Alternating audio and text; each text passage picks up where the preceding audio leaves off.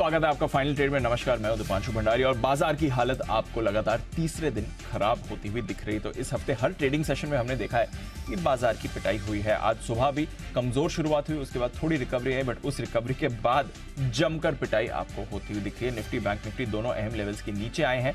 Sensex में भी आपको दबाव दिख रहा है और सेक्टोरली अगर आप बात करें तो सारे सेक्टर्स आपको आज बाजार में कमजोर दिख रहे हैं। कोई भी एक ऐसा सेक्टर नहीं है जो बाजार को सहारा देने का काम करे। तो इस बीच क्या करना है आपको? आखिरी 1.5 घंटे में वीकली एक्सपायरी है निफ्टी, उसके लिहाज से क्या तैयारी करनी है। इसके बाद हम मंथली एक्सपायरी के लिए तैयार होंगे, वहां पर आपको क्या कुछ ध्यान में रखना है सब बताएंगे। आइए सबसे पहले तो इस समय की बड़ी बातें क्या है उस पर डाल देते हैं नजर। और सबसे बड़ी बात यही है, 250 अंकों की गिरावट आपको निफ्टी में आती हुई दिख रही है। 19,750 के नीचे निफ्टी इस समय ट्रेड कर रहा है 2 हफ्ते के निचले स्तर पर। बैंक निफ्टी 650 अंक टूट चुका है, अब 44,750 पर आपको बैंक निफ्टी आते हुए दिख रहा है। ऑटोज जो अब तक बाजार को संभाल रहे थे और रिसेंटली रिकॉर्ड हाई पर भी थे, वहां पर आपको आज ज्यादा गिरावट आती हुई दिख रही है। चौतरफा गिरावट है। एमएनएम निफ्टी का टॉप लूजर भी बनते हुए दिख रहा है। मिड कैप और स्मॉल कैप यहां पर भी बाजार के साथ साथ लगातार तीसरे दिन आपको गिरावट दिखेगी। आधे से 0.25% तक की गिरावट mid cap small cap indexes में दिख रही है। अमेरिकी फ्यूचर्स यहां पर 50 अंकों की नरमी है। कल फेड की पॉलिसी के बाद यहां पर हमने कमजोरी आती हुई देखी थी और यूरोप के बाजार जो कल फेड पॉलिसी से पहले बंद हो गए थे इसलिए तेजी में थे, कल आज आपको रिएक्शन दिखा रहे हैं। तो 1% की गिरावट आपको यूरोप के बाजारों में भी आती हुई दिख रही है। तो ओवरऑल कमजोरी का माहौल है अक्रॉस इंडेसीज। सारे सेक्टर्स कमजोर हैं, सारी इंडेसीज कमजोर है। ब्रॉडर मार्केट में भी आपको गिरावट आती हुई दिख रही है और बैंक्स में ज्यादा परेशानी इस समय बनी हुई है। 1.5% का कट आपको बैंक निफ्टी दिखा रहा है। सारे के सारे जो बैंक निफ्टी कंपोनेंट्स हैं वहां पर भी आपको कमजोरी बनती हुई दिखेगी। टॉप लूजर है आपके लिए बैंक ऑफ बड़ौदा, 2.5% का कट आ रहा है। आज सुबह ठीक दिख रहा था bank of Baroda, PNB, Canara bank, ये सुबह ठीक दिख रहे थे। मिड डे में हमें गिरावट आती हुई दिखी और वहां से जब गिरावट हुई है तो बाजार पर और प्रेशर आते हुए दिखा है। तो फर्स्ट हाफ में मजबूत थे, सेकंड हाफ में कमजोर हुए हैं पीएसयू बैंक्स और वहां से बाजार का मूड माहौल और बिगड़ते हुए दिखा है। आईसीआईसीआई बैंक आज सुबह से ही कमजोर है, 2.5% का कट आ रहा है। तो पॉइंट वाइज, वेटेज वाइज काफी कंट्रीब्यूशन आज की गिरावट में आईसीआईसीआई बैंक का भी आपको दिखेगा और साथ ही एसबीआई भी कमजोरी ही दिखा रहा है। तो क्या करना है इस कमजोर बाजार में, कहां रखनी है नजर, आइए बताएंगे थोड़ी देर में आपको। हमारे एक्सपर्ट्स भी जुड़ने के लिए तैयार हैं, अनिल जी भी अपनी स्ट्रैटेजी देंगे, डेटा रीडिंग बताएंगे। उससे पहले अरमान और कुशल हैं तैयार कुछ इंपॉर्टेंट इवेंट्स और खबरों के साथ। कुशल, गुड आफ्टरनून, बताएं इंपॉर्टेंट इवेंट्स कौन से हैं बाजार के लिए।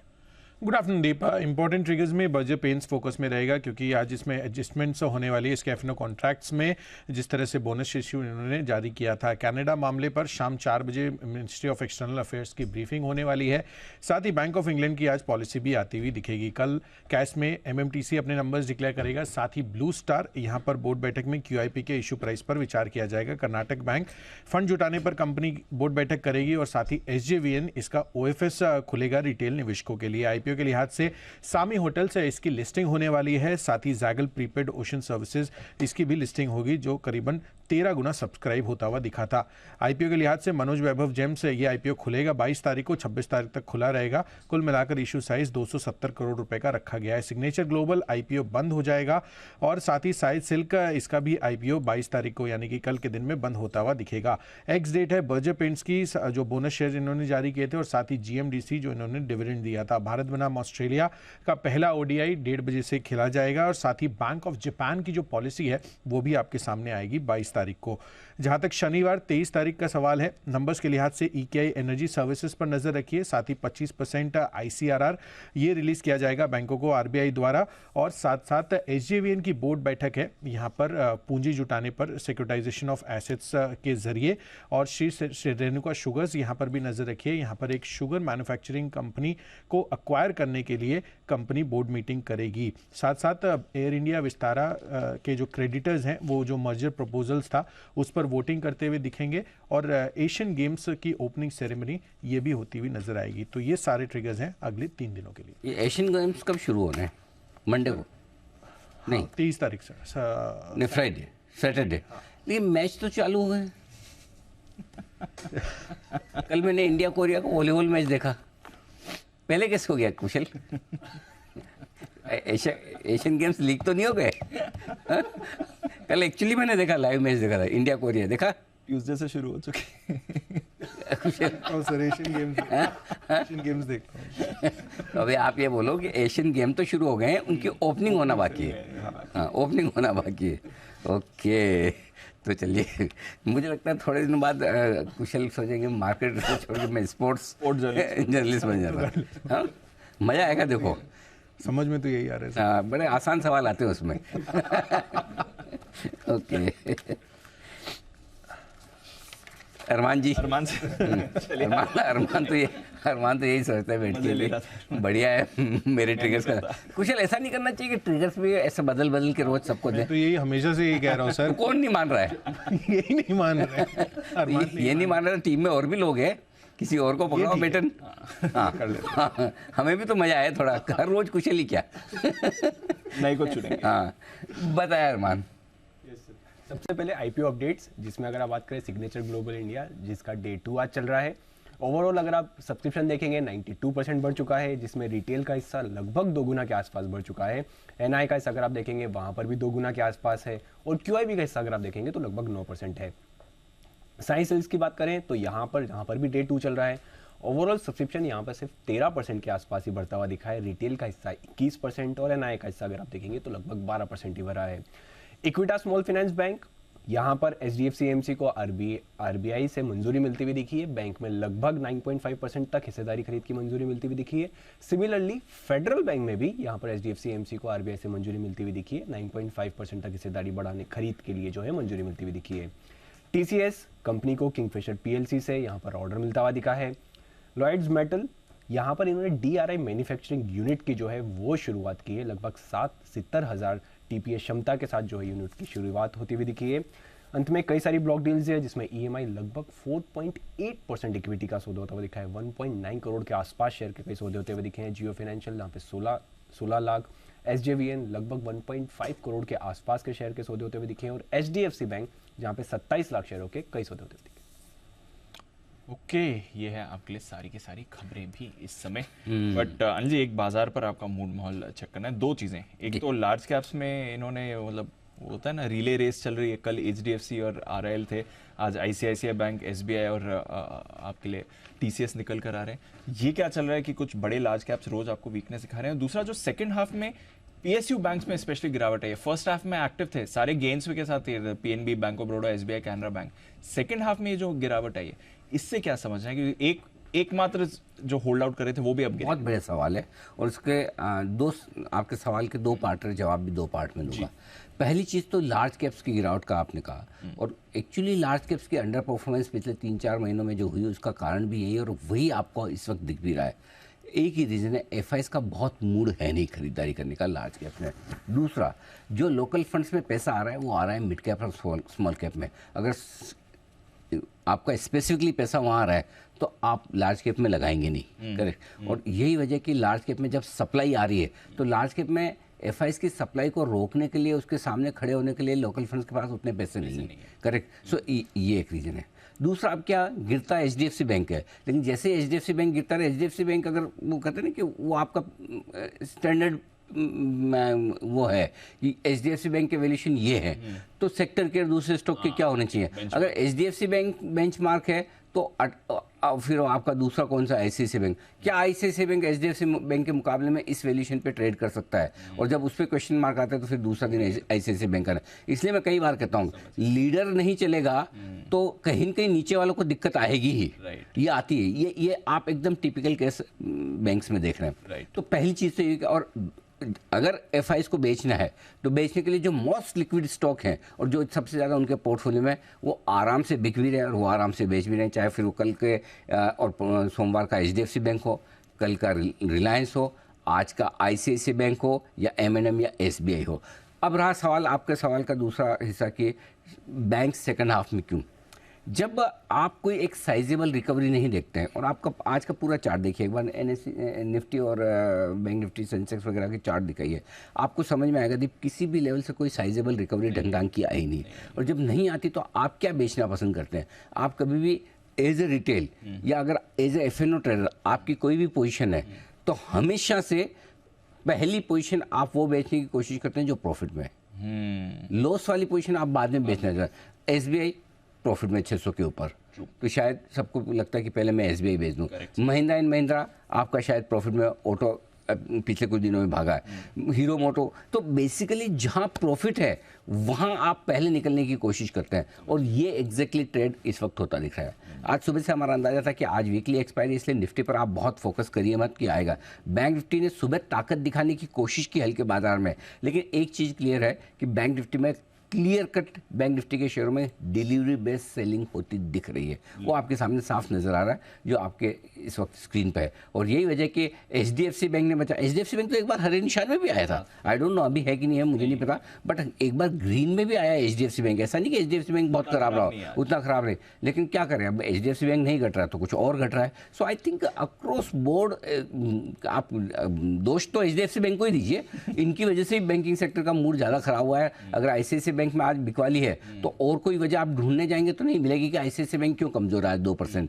इसीलिए कि अगर 8% 7% आपका एचडीएफसी बैंक टॉप से गिर जाता है, 10% गिर जाता है, तो आईसीआईसीआई बैंक को भी 2-3% तो गिरना बनता है, इतना साथ देना तो बनता है। शायद वही होता दिख रहा है। सो आई थिंक थोड़ा है मामला इस वक्त डिमांड सप्लाई का है दीप, और जो सुबह हम बात कर रहे थे कि इस वक्त कोई आपके पास ऐसा कारण नहीं कि कूद के खरीद लें कि मैं अभी नहीं खरीदूंगा तो कल सुबह महंगा लेना पड़ेगा, है ना, वो वाली बात ही नहीं आ रही। सो लेक ऑफ बाइंग है, थोड़ी सेलिंग है, और थोड़ी सेलिंग और बिना बाइंग के जो दोनों चीज़ों को मिलाकर आपका जो मार्केट का मूड माहौल बनता है वो इस वक्त आपको स्क्रीन पर दिख रहा है। तो लोग आराम के मूड में ज़्यादा है, खरीदारी के मूड में कम है, वेट एंड वॉच है। दिग्गज तो वैसे भी किसी को इंडिया में बहुत ज़्यादा लेने का मन है नहीं, मिड कैप स्मॉल कैप लेने थे।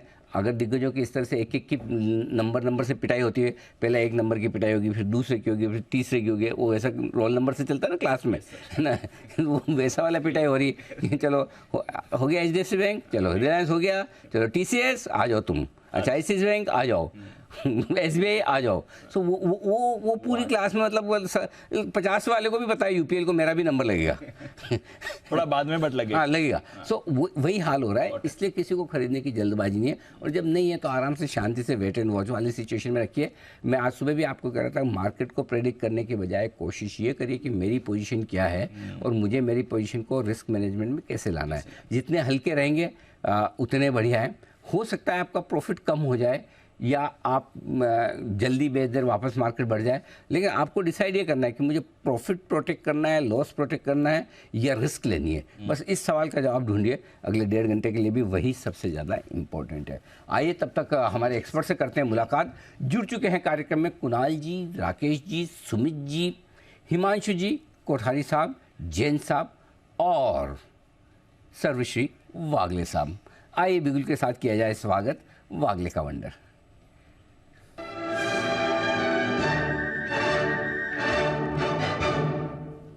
जी वागले साहब फरमाएं। Anil ji good afternoon, Deepanshu good afternoon. Anil ji, आप जो बैंकिंग का विश्लेषण कर रहे थे, मैं उसका डेटा के साथ कुछ समर्थन करना चाहता हूँ। जी जी, उसके पहले कि मैं कॉल दूँ, मैं पहले कॉल देता हूँ। आईसीआईसीआई बैंक काफ़ी गिरा है, एचडीएफसी बैंक पिछले 3-4 दिनों में 100 रुपये 100 रुपये जो भी गिरा है, आईसीआईसीआई उतना नहीं गिरा है, तो आईसीआईसीआई अभी गिरने को तैयार है। ऑलरेडी 1000 रुपये से लेकर 964 का करंट भाव है, 35 रुपये ऑलरेडी गिरा है। कम से कम और 30 रुपये 35 रुपये की फॉल इसमें मुझे दिखती है as a trade in the next 2 to 3 days. Logic ये है अनिल जी कि जुलाई से लेकर अब तक आईसीआईसीआई बैंक ने 4 या 5 बार 1000 1010 में 4 या 5 टॉप बनाए और वो क्लियर नहीं कर सका, और आज के दिन में एक स्विंग लो तोड़ रहा है। तो इसका मतलब ये डबल टॉप जो पैटर्न बन रहा है, इसके कंफर्मेशन आज आ रहे हैं।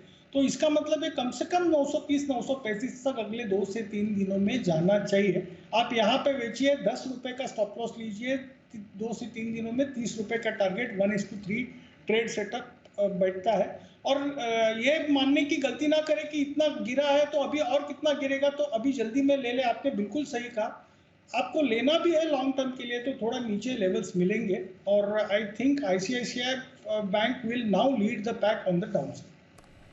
आईसीआईसीआई गिरावट यहां से आपको दिखाएगा, आराम से ट्रेड इनिशिएट करिए, कोई जल्दबाजी नहीं है, आज गिरा है कल भी गिरेगा, ऐसे वाकले साहब कह रहे हैं। 30 रुपए नीचे तक के आप टारगेट लगा सकते हैं और 10 रुपए ऊपर तक का आपको स्टॉप लॉस लगाना है, ये राय आ रही है। तो चलिए, आईसीआईसीआई बैंक इसकी वीकनेस से करी है शुरुआत हमने, बट एसबीआई में भी वीकनेस है। एक बार जरा इसके चार्ट पर भी राय ले लेते हैं। जरा मेहुल जी, एसबीआई का चार्ट देखें सर। Good afternoon.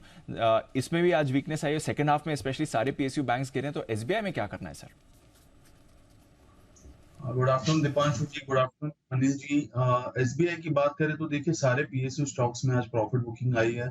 एसबीआई में हालांकि इतनी बड़ी रैली नहीं आई थी जितनी बाकी छोटे पीएसयू बैंक्स में आई थी, तो यहाँ पर डाउनसाइड भी थोड़ा सा लिमिटेड मुझे लग रहा है। मुझे लग रहा है कि 570 575 के आसपास ये फिर से एक बेस बना देगा, वहां पर थोड़ा कंसोलिडेट करेगा, वहां एक बार हम बाइंग के लिए सोच सकते हैं। बिकॉज रिसेंट जो रैली शुरू हुई है वो 560 पर बेस बनाकर हुई है, जो 610 तक इस काउंटर पर लेके गई थी। तो 560 के स्टॉप लॉस से अच्छा बाय बनेगा, लेकिन 570 के आसपास ही अच्छा रिस्क रिवॉर्ड बैठेगा, 570 या 575।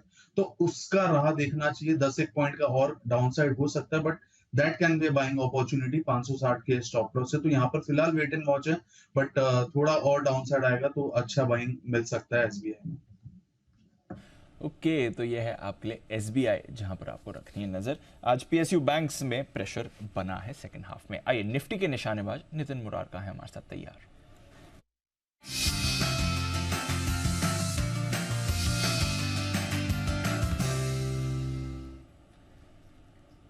गुड आफ्टरनून नितिन जी, बताएं सर, गिरावट वाले बाजार में आप क्या स्ट्रैटेजी अपना रहे हैं? यहाँ पे 19,750 की पुट ऑप्शन लेंगे जो आपको 20 रुपए में मिल रही है। 19,750 की put option at the money हो गई। अभी स्पॉट लेवल 19,733 है, तो आप स्लाइटली इन द मनी है, एट द मनी है। ये पुट ऑप्शन लेंगे 20 में, जिसका स्टॉप लॉस होगा 5 रुपए का, यानी आपको 15 रुपए का रिस्क लेना है। फर्स्ट टारगेट होगा 40 का, और 40 के ऊपर निकलती है तो होंगे फिर 50 से 55 के टारगेट। तो हम पुट ऑप्शन ले रहे हैं 19,750 की।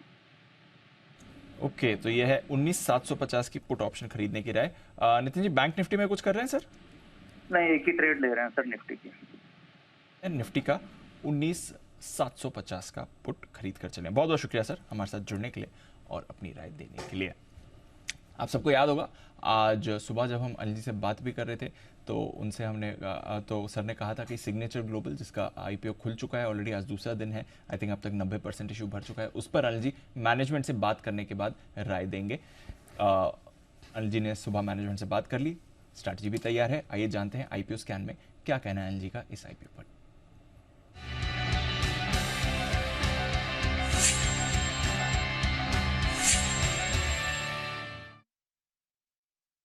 Sir, signature global almost I think पूरा भरने वाला है ये इशू। बिल्कुल इशू भरने की तैयारी में है, लेकिन मेरी राय ये है दीप कि इसको लॉन्ग टर्म के लिए आपको इस इशू में लगाना चाहिए, 2 से 3 साल के व्यू के हिसाब से। और क्यों ऐसा मैं कह रहा हूँ, मैं आपको एक्सप्लेन करता हूँ। पहले क्या अच्छी बातें इस कंपनी को लेकर वो आप समझ लीजिए। दिल्ली एनसीआर में एक स्ट्रॉन्ग प्लेयर है, स्ट्रॉन्ग ब्रांड है वहाँ पर। पिछले 8-10 साल से बहुत बढ़िया वहाँ पर इन्होंने बिजनेस जमाया, और जिस स्पेस में बिजनेस जमाया वो भी इन्होंने अपने एक स्पेसिफिक डोमेन एक्सपर्टाइज बना दी कि जिसमें अफोर्डेबल हाउसिंग हुआ, राइट, और इसके अलावा मिड और लोअर इनकम सेगमेंट जो हुआ, उसी में ये अपने बिजनेस को पूरा बढ़ा रहे हैं। तो एक एरिया वाइज भी इन्होंने दिल्ली, गुड़गांव, सोहना, ये 3-4 जो इलाके हैं, पूरे एनसीआर के इलाके वहीं पर। और दूसरा ये कि अफोर्डेबल और मिड सेगमेंट हाउसिंग में ये 2 जगह इनकी बड़ी प्रेजेंस है। अब जिस वजह से मैं 2 से 3 साल के लिए पैसा लगाने की राय दे रहा हूँ, वो ये कि इनके जितने प्रोजेक्ट कंप्लीट हुए हैं उससे कहीं ज़्यादा प्रोजेक्ट की पाइपलाइन इनके पास में है, और कई सारे प्रोजेक्ट्स और बनकर तैयार होने की तैयारी में है। यानी कि ऑनगोइंग प्रोजेक्ट्स जो तैयार होंगे, और जो फ्यूचर प्रोजेक्ट ये ले रहे हैं, तो ये अगले 3 से 5 साल में इनकी तगड़ी ग्रोथ आने वाली है। जो इन्होंने ऑलरेडी DRHP में दिखाया भी है, जो प्रोजेक्ट्स ऑलरेडी, जितने प्रोजेक्ट्स अभी इनके हाथ में, उससे 2 से 3 गुना प्रोजेक्ट्स इनके आने वाले हैं जो अभी तक कंप्लीट कर चुके हैं उसके मुकाबले में। तो फ्यूचर में आपको ग्रोथ मिलती रहेगी। अभी तक का रेवेन्यू का जो ट्रैक रिकॉर्ड है, एक वित्त वर्ष 2021 छोड़ दें, तो अदरवाइज पिछले 2 सालों का काफ़ी मजबूत ट्रैक रिकॉर्ड भी रहा है। सो आई थिंक अभी तक का ग्रोथ रिकॉर्ड ठीक है और आगे जिस तरह के प्रोजेक्ट है उसको भी देखकर रिकॉर्ड बेहतर रहने की उम्मीद है। अब नेगेटिव ये है कि अभी भी कंपनी नेट लेवल पर प्रॉफिटेबल होना बाकी है, एबिटा लेवल पर एडजस्टेड एबिटा लेवल पर प्रॉफिटेबल हुई है, लेकिन नेट लेवल पर प्रॉफिटेबल होना बाकी है। नेटवर्थ उनकी पॉजिटिव होने जा रही है, वो भी इस आईपीओ के बाद हो रही, क्योंकि आईपीओ से पैसा आता हुआ दिख रहा है। कैश फ्लोज थोड़े से ऑपरेशनल लेवल पर ठीक है, लेकिन नेट लेवल पर कैश फ्लो अभी भी थोड़े से ढीले डाले। तो फाइनेंशियल के मामले में थोड़ा सा और बेहतर करना है। हालांकि आईपीओ के पैसे से डेट रिपेमेंट करने के बाद डेट इनका थोड़ा कंफर्टेबल होगा, लेकिन थोड़े से फाइनेंशियल और मजबूत होने चाहिए।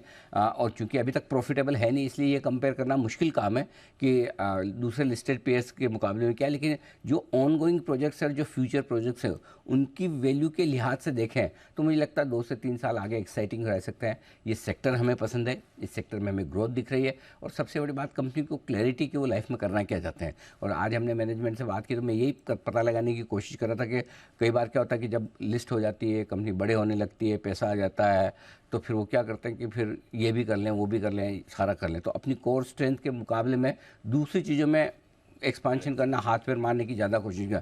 तो मैनेजमेंट ने बहुत साफ किया कि इस इलाके में ही बहुत मौके हैं और इस सेगमेंट में ही बहुत मौके हैं। तो हम कम से कम 4-5 साल तो और कुछ ऐसा लग्जरी, अल्ट्रा लग्जरी, प्रीमियम, क्या होता है वो अपना नाम बनाने के लिए बहुत सारे बिल्डर करते हैं ना, मैंने इतना बढ़िया प्रोजेक्ट बनाया, आप समझे। सो इन्होंने बहुत साफ कहा है, so that I liked. So I think उस हिसाब से थोड़ा मार्केट के मूड माहौल को देखते हुए लिस्टिंग पर पैसा बन जाए तो आपकी किस्मत, नहीं बने तो कोई बात नहीं, आप इन्वेस्टमेंट के लिहाज से यहाँ पर पैसा लगा सकते हैं। Okay, got it. तो ये है आपके लिए अनिल जी की राय। 2 से 3 साल की लंबी अवधि के लिए लॉन्ग टर्म इन्वेस्टर्स ही इसमें पैसा लगाएं, ये आपके लिए सलाह आ रही है। सिग्नेचर ग्रुप में ये नया आईपीओ जो खुल रहा है बाजार में। ओके, इस पर भी रखेंगे नज़र और कुछ और फैक्टर्स पर भी रखें नज़र जहाँ पर आपको एक्शन दिख रहा है बाजार का। 1-2 काउंटर्स हैं जहाँ पर थोड़ी मूव आई है। फेडरल बैंक ने एक रिकवरी अटेम्प्ट करी थी, इसको अपने रेडार पर रखें। सुबह से आरईसी थोड़ा एक्टिव हो रहा है और एमसीएक्स और बर्जो पेंट्स ये सुबह से एक्टिव है। बर्जो पेंट्स ऑफकोर्स 1:5 का कल एडजस्टमेंट डेट है, तो इससे पहले आज ही आपको एक्शन में हो रहा है। और ध्यान रखिएगा आज क्लोजिंग पर इसके एफएनओ कॉन्ट्रैक्ट्स भी एडजस्ट होने वाले हैं। आईटी में थोड़ा मूवमेंट है। टेक महिंद्रा, बिरला सॉफ्ट ये दोनों आपको थोड़ा मूव करते दिख रहे हैं और इन्फोसिस इसमें नीचे से एक अच्छी रिकवरी आती हुई दिखी थी। हिमांशु जी गुड आफ्टरनून। एक बार इन्फी का चार्ट देखें सर, सुबह थोड़ा सुस्त था, उसके बाद रिकवरी आई है और डेज हाई पर ट्रेड कर रहा है। बाकी आईटी में भी एक्शन है क्योंकि लार्ज कैप्स में इन्फी सबसे ज्यादा मूव कर रहा है। जरा इस पर एक बार राय दें sir. Good afternoon to you Deep. Deep, in fact Nifty को काफी सपोर्ट इन्फोसिस और एचसीएल टेक महिंद्रा की तरफ से पिछले 1 घंटे में आते हुए नजर आया है और सुबह वीक ओपनिंग के बाद लार्ज कैप आईटी में स्पेशली एक अच्छा रिबाउंड देखने को मिला है। इनफैक्ट 12:40 के फोन पर इन्फोसिस में कॉल ऑप्शन भी रिकमेंड की थी जो कि मुनाफे में है। मेरा ऐसा मानना है कि 1500 पर एक थोड़ा साइकोलॉजिकल हर्डल है और कॉल राइटर भी एक्टिव है। तो अगर आज इन्फोसिस यहाँ से 1500 के ऊपर डिसाइसिव क्लोज देख आता है तो मुझे लगता है एक अच्छी शॉर्ट कवरिंग इन्फोसिस में देखने को मिल सकती है। और ना केवल इन्फोसिस बल्कि हो सकता है पूरा आईटी पैक भी फिर यहाँ से बाजार को सपोर्ट करता हुआ नजर आए। तो फिलहाल जिनके पास पोजीशंस हैं होल्ड करी जा सकती हैं। फ्रेश खरीदारी के लिए मुझे लगता है कि 1505 1506 के ऊपर अगर निकलता है तो हम वहां पर खरीदारी करें 1490 के स्टॉप लॉस के साथ। ओके, तो ये है आपके लिए इन्फोसिस जहां पर आपको रखनी है नज़र। टेक महिंद्रा, एचसीएल टेक इस पर भी रखिए नज़र। मिड कैप से बिरला सॉफ्ट थोड़ा एक्टिव हो रहा है, उसको भी अपने रेडार पर रखिए। तो आज आईटी में थोड़ा रोटेशन आ रहा है, हालांकि सेक्टोरली अभी भी आईटी इंडेक्स थोड़ा नीचे ही है, बट बाकी सब सेक्टर्स के मुकाबले में थोड़ा बेटर ये आपको दिख रहा है। तो आईटी में थोड़ा सपोर्ट बाजार की तरफ से आ रहा है, बट इंश्योरेंस स्टॉक्स फिसल रहे हैं। इंश्योरेंस स्टॉक्स अच्छी मूव में थे इस करेक्शन से पहले, आज गिरावट दिखा रहे हैं। आईसीआईसीआई प्रू यहाँ पर सबसे बड़ी गिरावट है, वायदा कारोबार का टॉप लूजर भी है इस समय। कुणाल जी गुड आफ्टरनून सर। एक बार आईसीआईसीआई प्रू का चार्ट देखें, बाकी इंश्योरेंस भी फिसल रहा है, ये सबसे ज्यादा गिर रहा है सर। देखिए बिल्कुल दीपांशु, जिस तरह का चार्ट स्ट्रक्चर है, स्टॉक एक रेंज में कंसोलिडेट कर रहा है और ज़रूर इसमें आज डाउनवर्ड प्रेशर देखने को मिल रहा है। इंट्राडे चार्ट्स में इसमें कल ही एक ब्रेकडाउन आया था। कल चार्ट पर एक पैटर्न भी बना था जिसे बेरिश थ्रस्टिंग लाइन पैटर्न कहते हैं और उसके बाद आज की गिरावट देखने को मिल रही है। मुझे एक सपोर्ट नज़र आता है, ये 550 रुपये के आसपास है, तो 550 के आसपास मुझे लगता है कि रेंज का लोअर एंड है और वहाँ पर इसमें वापस से कुछ बाइंग इंटरेस्ट क्रिएट होगा। तो फिलहाल जिनके पास पोजीशन है 550 के नीचे एक स्टॉप लॉस रख करके फिलहाल होल्ड कर सकते हैं। ओके, तो ये है आपके लिए ICICI प्रू, जिस पर आपको वीकनेस बनती हुई दिख रही है। अपोलो टायर्स में भी गिरावट है। M&M फाइनेंस भी आज आपको फिसलते हुए दिख रहा है, तो इसको भी रेडार पर रखें। इनफैक्ट आज थोड़ी गिरावट M&M फाइनेंस में भी आ रही है। सुमित जी, M&M फाइनेंस देखें सर, वीकनेस है, 3.5% का कट दिख रहा है। अगले लेवल्स क्या बनते हैं M&M फाइनेंस के लिए? आज 300 के भी नीचे आ गया सर। हिमांशु, सभी फाइनेंशियल स्टॉक्स में थोड़ा दबाव देखने को मिल रहा है, तो M&M फाइनेंस का जहां तक सवाल है, इसके अंदर भी दबाव देखने को मिल रहा है। इसका इमीडिएट सपोर्ट जो चार्ट्स के ऊपर दिखाई दे रहा है वो 295 के पास है। 295 का लेवल अगर टूटा तो फिर ये 290 से 288 तक का मूव दिखा सकता है। एक बार के लिए लॉन्ग पोजीशंस अवॉइड करें। फ्रेश खरीदारी 305 308 के बाद ही बनेगा। जब तक ये लेवल ऊपर में टूटेगा नहीं, तब तक दबाव देखने को मिल सकता है, और 290 285 ये लेवल नीचे में देखने को मिल सकता है। ओके, तो ये राय है आपके लिए M&M के फ्यूचर्स में 3% की कमजोरी यहाँ पर। लेकिन आइए फोकस करते हैं एक स्टॉक पर जिसने इस पूरी तेजी में सबसे ज़्यादा अंडर परफॉर्म किया है निफ्टी में, और वह है UPL। लेकिन अब UPL पर दिग्गज ब्रोकरेज हाउस सिटी की तरफ से आई है एक बेहद इंटरेस्टिंग रिपोर्ट। इस रिपोर्ट में क्या कुछ सिटी ने लिखा है, ये बताने के लिए तैयार है आशीष चतुर्वेदी। आशीष, इंटरेस्टिंग रिपोर्ट हुई है, ग्रीन में दिख रहा है शेयर आज। बिल्कुल सर, और बाजार में भी कारण भी है, ग्रीनरी बढ़ने वाली, यानी थोड़ी अमेरिका में अगर आप देखें तो एग्रीकल्चर अच्छा बढ़ रहा है। खासतौर पर अगर आप देखें तो लैटिन अमेरिका, यहाँ पर जो सोयाबीन की खेती है इसमें एक बढ़त देखने को मिल सकती है। इसके चलते सिटी ने एक रिपोर्ट निकाली है जहाँ पर ये बता रहे हैं कि अब तक डी स्टॉकिंग देखने को मिल रही थी, लेकिन अब जो इनिशियल ट्रेंड्स आ रहे हैं वो बता रहे हैं कि री स्टॉकिंग देखने को मिल रही है। डिमांड्स के ट्रेंड पॉजिटिव नजर आ रहे हैं। इसके अलावा अगर आप देखें तो अनुमान के मुताबिक 2023 इस साल में जो किसानों की आय है खासतौर में US में, वहाँ पर एक सुधार देखने को मिल सकता है, और इसी के चलते फायदा यहाँ पर कंपनी को होगा। इनफैक्ट ये जो सेकेंड हाफ है पूरे साल का वो बढ़िया देखने को मिल सकता है। अब इसमें देखिए कह रहे कि जो जोग्राफीज़ हैं यहाँ पर ऑलरेडी मार्केट शेयर काफ़ी बढ़िया UPL होल्ड करता है। करीब करीब 90% आय इनकी जो एक्सपोर्ट के माध्यम से आती है, और अक्रॉस जितनी भी बड़ी जोग्राफीज़ हैं यहाँ पर मार्केट शेयर अच्छा है। लेकिन इन मार्केट शेयर के साथ जो ग्रोथ के आंकड़े आ रहे हैं ये भी इन्हें सपोर्टिव नजर आ रहे हैं। मिसाल के तौर पर एशिया पैसिफिक यहाँ पर अगर आप देखें तो 32% के मार्केट शेयर होल्ड करते हैं, और ग्रोथ भी यहाँ पर 5% की देखने को मिल रही है। लैटिन अमेरिका ये आउट परफॉर्म कर रहा है, और ब्रोकरेज हाउस जो सिटी की रिपोर्ट आई है वो पूरी तरीके से इसी जोग्राफी के ऊपर फोकस्ड है। 28% का मार्केट शेयर होल्ड करते हैं, और ग्रोथ यहाँ पर डबल डिजिट की है, अच्छी खासी 16-17% की है। यूरोप में भी अगर आप देखें तो 20% का मार्केट शेयर और 7% की ग्रोथ है। नॉर्थ अमेरिका में भी अगर आप देखें तो 17% के आसपास का मार्केट शेयर और ग्रोथ यहाँ पर 14% के आसपास की है। तो across geographies growth initial trends के हिसाब से काफ़ी बढ़िया है, और फायदा यहाँ पर जो रीस्टॉकिंग हो रही है इसका देखने को मिलेगा। और इसी के चलते आप देखिए इन्होंने खरीदारी की राय दी है, और लक्ष्य दिया है करीब 800 रुपये का। 800 रुपये का लक्ष्य दिया है। चलिए, इंटरेस्टिंग है। एक बार जैन साहब से जरा बात की जाए। जैन साहब, वैसे तो अब बाजार गिर रहा है, बट जो रैली थी उसमें UPL एकमात्र ऐसा स्टॉक था निफ्टी का जिसने परफॉर्म नहीं किया था। एंड में कैचअप रैली थोड़ी शुरू हुई, अब थोड़ी पॉजिटिव ब्रोकरेज रिपोर्ट्स भी आ रही हैं। क्या राय रखते हैं सर UPL पे? सर ऑडियो म्यूट है जैन साहब आपका। सॉरी, वेरी सॉरी, नमस्कार। इनफैक्ट लास्ट वीक भी इसके ऊपर हमारी बातचीत हो रही थी। इसी शो में मैंने UPL के बारे में बातचीत जब हो रही थी तो यही कहा कि एक अंडर परफॉर्मर है, और ये स्पेस वैसे अंडर परफॉर्म कर रहा था। एग्रोकेमिकल्स वाले और ये पेस्टिसाइड्स वाले या ये जो भी स्टॉक्स है केमिकल्स वाले, स्पेशलिटी केमिकल्स वाले अंडर परफॉर्म कर रहे थे। दूसरा, फिर इस कंपनीज के कुछ थोड़े बहुत इश्यूज पास्ट में ऐसे आए थे जिसकी वजह से मार्केट ने इसको एक तरीके से बोलिए कि रिस्पॉन्स नहीं दिया जब भी मार्केट में तेजी आई। मुझे ऐसा लगता है कि ये स्टॉक ऐसे लेवल पे रिस्क रिवॉर्ड रेशियो बहुत बढ़िया है, और जब ये पॉजिटिव न्यूज आ गई तो सर्टेनली यहाँ पे ऐसे मार्केट्स में ऐसी अपॉर्चुनिटीज मार्केट्स देखने की कोशिश भी करता है। और अगर ये बाउंस भी आता है तो मुझे ऐसा लगता है कि 675 का लेवल है जहां तक ये पहुंच सकता है। फिर उसके बाद वापस से कहीं ना कहीं और परफॉर्मेंसेस आने पड़ेंगे, क्योंकि कुछ तो परफॉर्मेंस भी मैं देख रहा था, क्वार्टरली रिजल्ट्स कोई बहुत ज्यादा अच्छे नहीं थे। TTM बेसिस पे भी देखें तो रिजल्ट्स हल्के आ रहे थे। That was also one of the reason why it was being punished. But overall मुझे लगता है कि अब इतनी पॉजिटिव रिपोर्ट्स आने के बाद और ऐसे रिस्क रिवॉर्ड रेशियो, ऐसे डाउनसाइड जब कम रहता है और ऐसे लेवल पे अवेलेबल है तो एक बाउंस लाजमी है, आ जाएगा। बट मुझे ऐसा लगता है कि 675 will be a level where profit booking can be seen. के तो 675 के आसपास आएगी प्रॉफिट बुकिंग। ये राय जैन साहब की UPL को लेकर आपके लिए आते हुए दिख रही है। तो UPL पर ये इंटरेस्टिंग रिपोर्ट सिटी की। आइए बढ़ते आगे, बिगुल है सुमित जी के लिए, सुमित के सुपरहिट।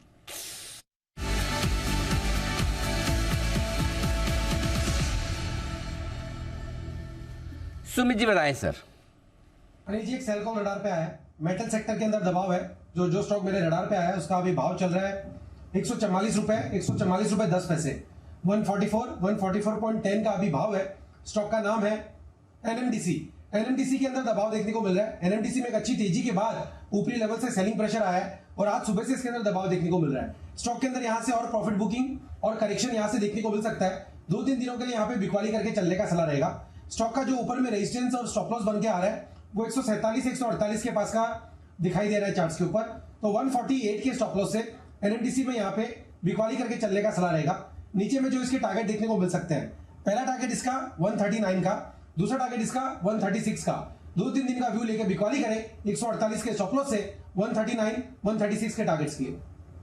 दिन के व्यूज से बिकवाली करने के लिए, इसका मतलब सुमित जी आप 2-3 दिन और खराब रहेगा मतलब मार्केट संडे मंडे और ट्यूसडे तक।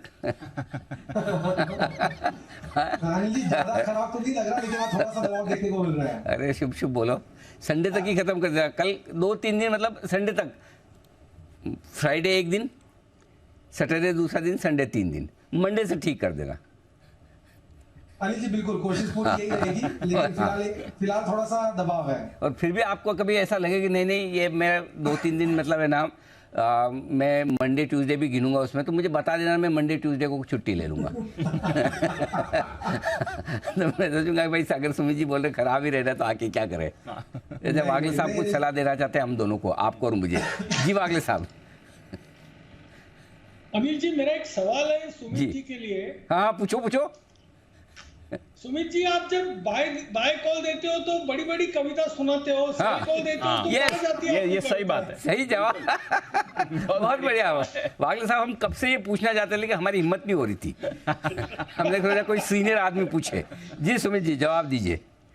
अनिल जी ऐसा है कि अभी जैसे 10 लोग बैठे हैं तो 10 में से 8 मतलब अगर ये मैं ओवरऑल स्टोरी बताता हूँ देश की, 100 लोग काम करते हैं तो 90 से 95 लोगों को बाय चाहिए। ठीक है। तो बाय साइड की कविता में सबको मजा आता है, तो इसलिए बाय साइड की कविता में ही बनाने में फायदा है, सेल साइड में कविता बनाने में फायदा नहीं है। हमको तो सेल साइड में मजा आता है, ऐसा हमको कविता में मजा आता है, साइड में मजा नहीं आता। ये बाय है कि सेल है। जी बंसल जी। नहीं सुमित जी ऐसा नहीं है। देखिए वो मुकेश जी के, मोहम्मद रफी के सैड सॉन्ग्स अभी तक फेमस है, तो आप कोई दुख भरी कविता भी गाओगे तो वो भी हिट होगी। और दूसरा अनिल जी मेरा भी एक सवाल है जैन साहब के लिए। अनिल जी हाँ एक मिनट में जैन साहब का सवाल, उससे पहले कुणाल जी क्या कह रहे हैं पहले उनको सुन लीजिए। जी जी कुणाल जी। अनिल जी मेरा तो एक छोटा सा अनिल जी आपको ये आपत्ति है कि वागले साहब ने पूछा कहाँ गई आपकी कविता। तो अनिल जी ये जो हमारे सुमित जी के दुख है, जो पीड़ा है, जो टीस है उनके हृदय में छुपी हुई है, अनिल जी उसे इस तरह सार्वजनिक रूप से उजागर ना करें अनिल जी। तो उन्होंने बताया भी कहाँ, आपको छोटी सी मशवरा है अनिल जी। नहीं उन्होंने बताया भी नहीं, वो भी सवाल समझ गए लेकिन टाल गए। वागले साहब ने क्यों पूछा वो भी समझ गए, क्या पूछा वो भी समझ गए, और जवाब भी उन्होंने घुमा दिया। अच्छा हाँ बंसल जी किससे सवाल पूछना आपको? जैन साहब से। हाँ अनिल जी जैन साहब से पूछना चाह रहा हूँ, ये न्यू एज के अंदर अनिल जी अभी भी हाथ से ये कैमरा को म्यूट अनम्यूट करते हैं। हाँ। कुणाल जी ने तो रिमोट ले रखा है अनिल जी, वो रिमोट से अनम्यूट करते हैं। अच्छा। तो रिमोट को हाथ में रखते हैं, तो जैसे ही कभी कोई सवाल पूछता है और अनम्यूट होता है तो उनको ध्यान रहता है कि रिमोट हाथ में है, अनम्यूट करना है अनिल जी। तो मैं उनसे भी रिक्वेस्ट करिए कि मेरे को भी रिमोट भेज दें, तभी तो अनिल जी कभी कुणाल जी पकड़ नहीं जाते अनम्यूट में, म्यूट के अंदर। तो एक रिमोट अनिल जी मेरे पास और एक जैन साहब के पास भिजवाने का अनिल जी आप बोलेंगे तो भेजेंगे वो। जी कुणाल जी। जी अनिल जी बंसल जी का रिमोट तो अनिल जी मैंने भेजा, लेकिन वो भाभी जी ने ले लिया अनिल जी, तो वो म्यूट अनम्यूट करती है अनिल जी। अनम्यूट का होता है, खाली म्यूट ही होता है। खाली शो पे होता है तभी अनम्यूट होता है, बाकी तो म्यूट ही रहता है। आइए सेठी साहब का किया जाए स्वागत। सदाबहार सेठी साहब की शॉर्ट टर्म पिक्स।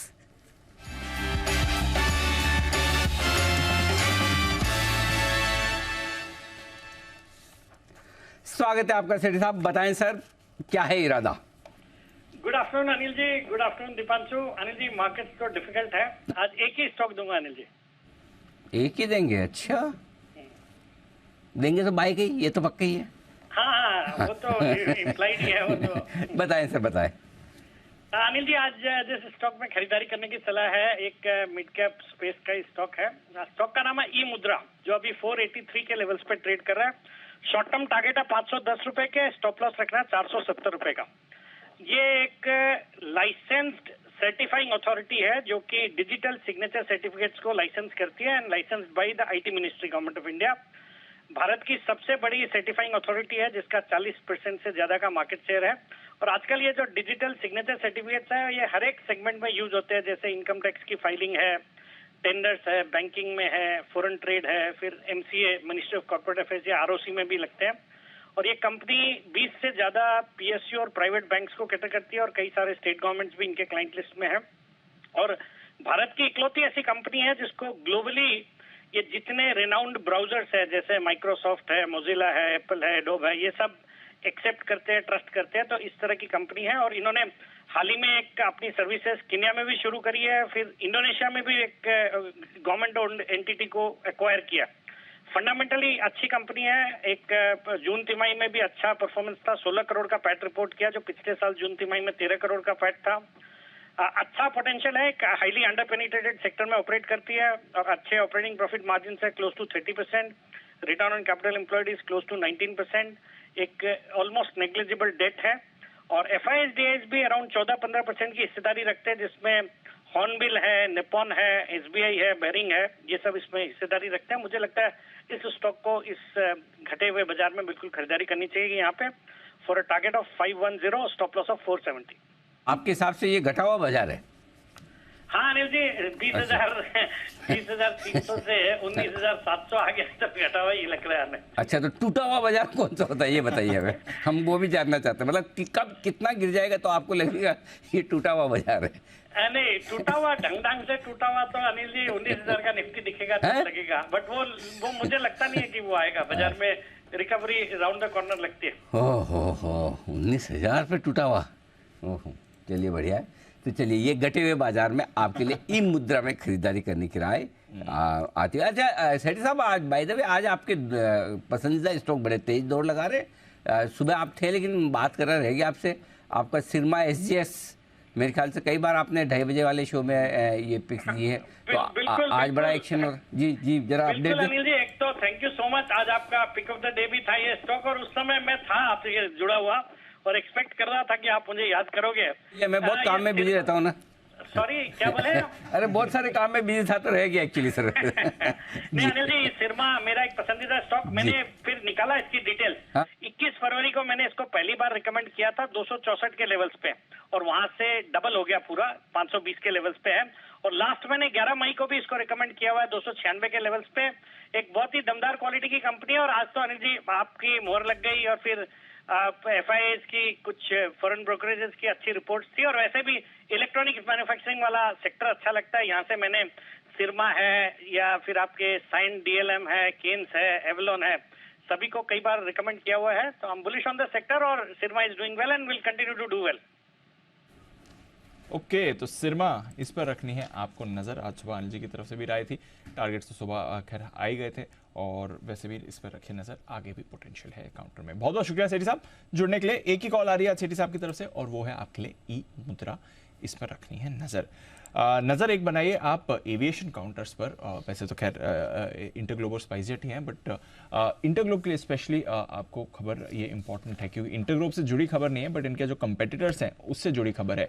गो फर्स्ट ऑलरेडी हमने देख लिया, एयरलाइन पिछले कुछ महीनों से बंद पड़ी है, अभी रिवाइवल का पता नहीं। अब अकासा एयर जो पिछले साल ही इसने ऑपरेशन शुरू करे थे, इसको भी परेशानियां आ रही हैं और कुछ सीरियस तरह की परेशानियां आ रही हैं। क्या है ये परेशानियां और क्या है इसके मायने एविएशन सेक्टर के लिए, आइए एक बार समझते हैं कुशल के साथ। कुशल बताइए। बिल्कुल दीप, आप देखिए यहाँ पर अकासा एयर हाल ही की नई एयरलाइंस है। इनफैक्ट 13 महीने हुए हैं इसको ऑपरेशंस में और आप देखिए यहाँ पर पिछले 1 महीने में इनके जो 43 पायलट्स हैं उन्होंने इस्तीफ़ा दे दिया है। अब यहाँ पर एक एक्सपेक्टेशंस यही है कि आगे चलकर कंपनी का जो मार्केट शेयर है वो डिक्लाइन होता हुआ दिखेगा, क्योंकि अगर आप देखिए तो जुलाई महीने में जो कि 5.2% का मार्केट शेयर था वो घटकर अगस्त में ऑलरेडी 4.2% हो गया है। तो अब ये जो टेम्परेरी परेशानी आती हुई दिखी है पायलट्स को लेकर, अब ऑफकोर्स जब पायलट्स नहीं रहेंगे तो जितनी भी इनकी फ्लीट साइज है उसको, इनकी जो number of total flights per day है उसको रिड्यूस करना पड़ेगा। और इस अभी अगर आप देखें तो कंपनी लगभग 120 फ्लाइट्स प्रतिदिन ऑपरेट करती है, जो कि यहाँ पर जो इम्पैक्ट आता हुआ दिख सकता है वो एयरलाइन सितंबर में यानी कि अभी 24 फ्लाइट्स प्रति दिन जो है वो कैंसिल करने पर मजबूर हो सकती है। जिस तरह से यहाँ पर टेम्पररी जो मैन फोर्स का इशू आता हुआ दिखा है, वो कहीं ना कहीं मैन पावर का इशू आता हुआ दिखा है, वो कहीं ना कहीं ये इम्पैक्ट कर सकता है। इनफैक्ट आप देखिए यहाँ पर जो नोटिस पीरियड था 6 महीने से 1 साल का, ये तमाम पायलट्स का, वो इन्होंने सर्व नहीं किया है। तो कंपनी इस चीज़ पर अपनी जो लीगल एक्शन है वो ले रही है। पर स्पेसिफिकली अगर आप देखें तो यहाँ पर एक बड़ा हिट इनके मार्केट शेयर पर आता हुआ दिख सकता है आगे आने वाले समय में। ऑलरेडी अगस्त में हम देख रहे हैं, क्योंकि आप देखिए तो जून महीने में स्पाइस जेट को इन्होंने मार्केट शेयर के टर्म्स में ओवरटेक किया था, फिर जुलाई में भी ये रिटेन रहा, पर अगस्त महीने में स्पाइस जेट के नीचे ये फिर से लुढ़कता हुआ दिख रहा है। तो ये तो एक एंगल है देखने का कि यहाँ पर जो मार्केट शेयर है इनका किस तरह से चेंज हो रहा है इस प्रॉब्लम की वजह से। पर साथ साथ इंटरग्लोब एविएशन आप देखिए कि गो फर्स्ट का जब इशू हुआ था उसके बाद सिग्निफिकेंट गेन्स मार्केट शेयर में इंटरग्लोब ने किए थे, क्योंकि ऑफ कोर्स इनकी कैपेसिटी भी है। कहीं भी और कोई भी फ्लाइट में अगर इशू आता है फ्लाइट एयरलाइन कंपनी में, तो इंडिगो ये एक क्लियर कट जो अपॉर्चुनिटी है उसको ग्रैस्प करने के लिए रेडी रहता है। और आप देखिए यहाँ पर मार्केट शेयर 63.5% का है। तो अब आगे मार्केट शेयर हो सकता है कि इंटरग्लोब एविएशन का और भी आगे बढ़ता हुआ दिखे अगर ये परेशानी अकासा एयर में जारी रहती है। तो ये क्या सारे के सारे कितने 45-50 कितने 43 ये सब कौन सी एयरलाइन में गए अभी एक्सपेक्ट नहीं पता। हाँ, मतलब खबरें ऐसी आ रही है कि वो एयर इंडिया एक्सप्रेस, अच्छा उसमें गए। हाँ, अच्छा, तो एयर इंडिया में जाने से मतलब एयर इंडिया की तरफ जा इस तरह एयर इंडिया टाटा में बेसिकली। टाटा में बेसिकली तो ज़्यादा फायदा सिर्फ उनको होगा, इंडिगो को भी होगा, बट हाँ ऐसे एग्जैक्ट इनके लिए ये चीज़ आई है कि नहीं आई है, मतलब लिस्टेड में यही है, लेकिन हाँ लिस्टेड में। बट वो है ना 5% इनका मार्केट शेयर हो गया था, अच्छी खासी इन्होंने ग्रोथ 1 साल में हाँ मतलब ठीक ठाक तो कर रहे थे। हाँ मतलब अब वो मैं भी 2-3 बार मेरा भी काम पड़ गया वैसे, ठीक है, मतलब ऐसा नॉट बैड। हाँ लग रहा था कि हाँ मतलब ठीक है, मतलब ऐसा कोई ऐसा ग्रेट एक्सपीरियंस भी नहीं है और ऐसा कोई ख़राब भी नहीं है। मतलब one more airlines kind of ठीक है कि चलो जो आपको आपके टाइम पे और प्राइस पे सूटेबल हो जाए, ये भी कर सकते हो। मतलब ऐसा भी नहीं कि इसी को कूद के लेना है और ऐसा भी नहीं कि ये नहीं लेंगे कोई दूसरी मिले तो वो लेंगे। तो वो एक एवरेज एयरलाइन बन गई थी, जैसे कि जिसको किसी को भाई अच्छी वाली चाहिए और 15 मिनट, जैसे यहाँ दिल्ली जाना है आपको 15-20 मिनट आधा घंटे का ही फ़र्क है, तो विस्तारा प्रीफर करेगा कोई भी, जिसको थोड़ा लग्जरी वाला टाइप में जाना है। और जिसको भाई ठीक है मुझे फ़र्क नहीं पड़ता, मुझे सस्ती टिकट चाहिए, तो वो स्पाइस जेट या फिर इंडिगो जो भी सस्ती मिले ले लेगा। वैसा आकाशा ने पोजिशनिंग तो ठीक कर ली थी, लेकिन 43 पायलट एक साथ जाएंगे तो मामला मुश्किल है। कंपनी ने केस भी किया है उन पायलट्स, हाँ पायलट्स पे केस भी किया है, काफ़ी कुछ चल रहा है। बट 20% कैपेसिटी रिड्यूस करना बड़ी चीज़ है सर। देखते हैं इस पे। आइए एनीवे, अनिल जी की मार्केट स्ट्रैटेजी है तैयार, आइए समझते हैं बाजार का एक्शन।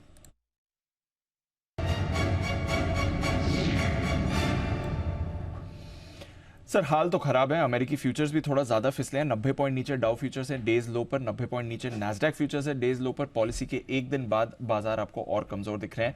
अक्रॉस एशिया 1 से 1.5% की गिरावट हमने देखी है, अक्रॉस यूरोप 1% तक की गिरावट आपको दिख रही है।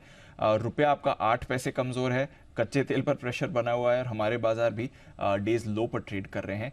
250 पॉइंट नीचे निफ्टी, 725 पॉइंट बैंक निफ्टी में फ्रेश गिरावट है सर, 725 पॉइंट बैंक निफ्टी।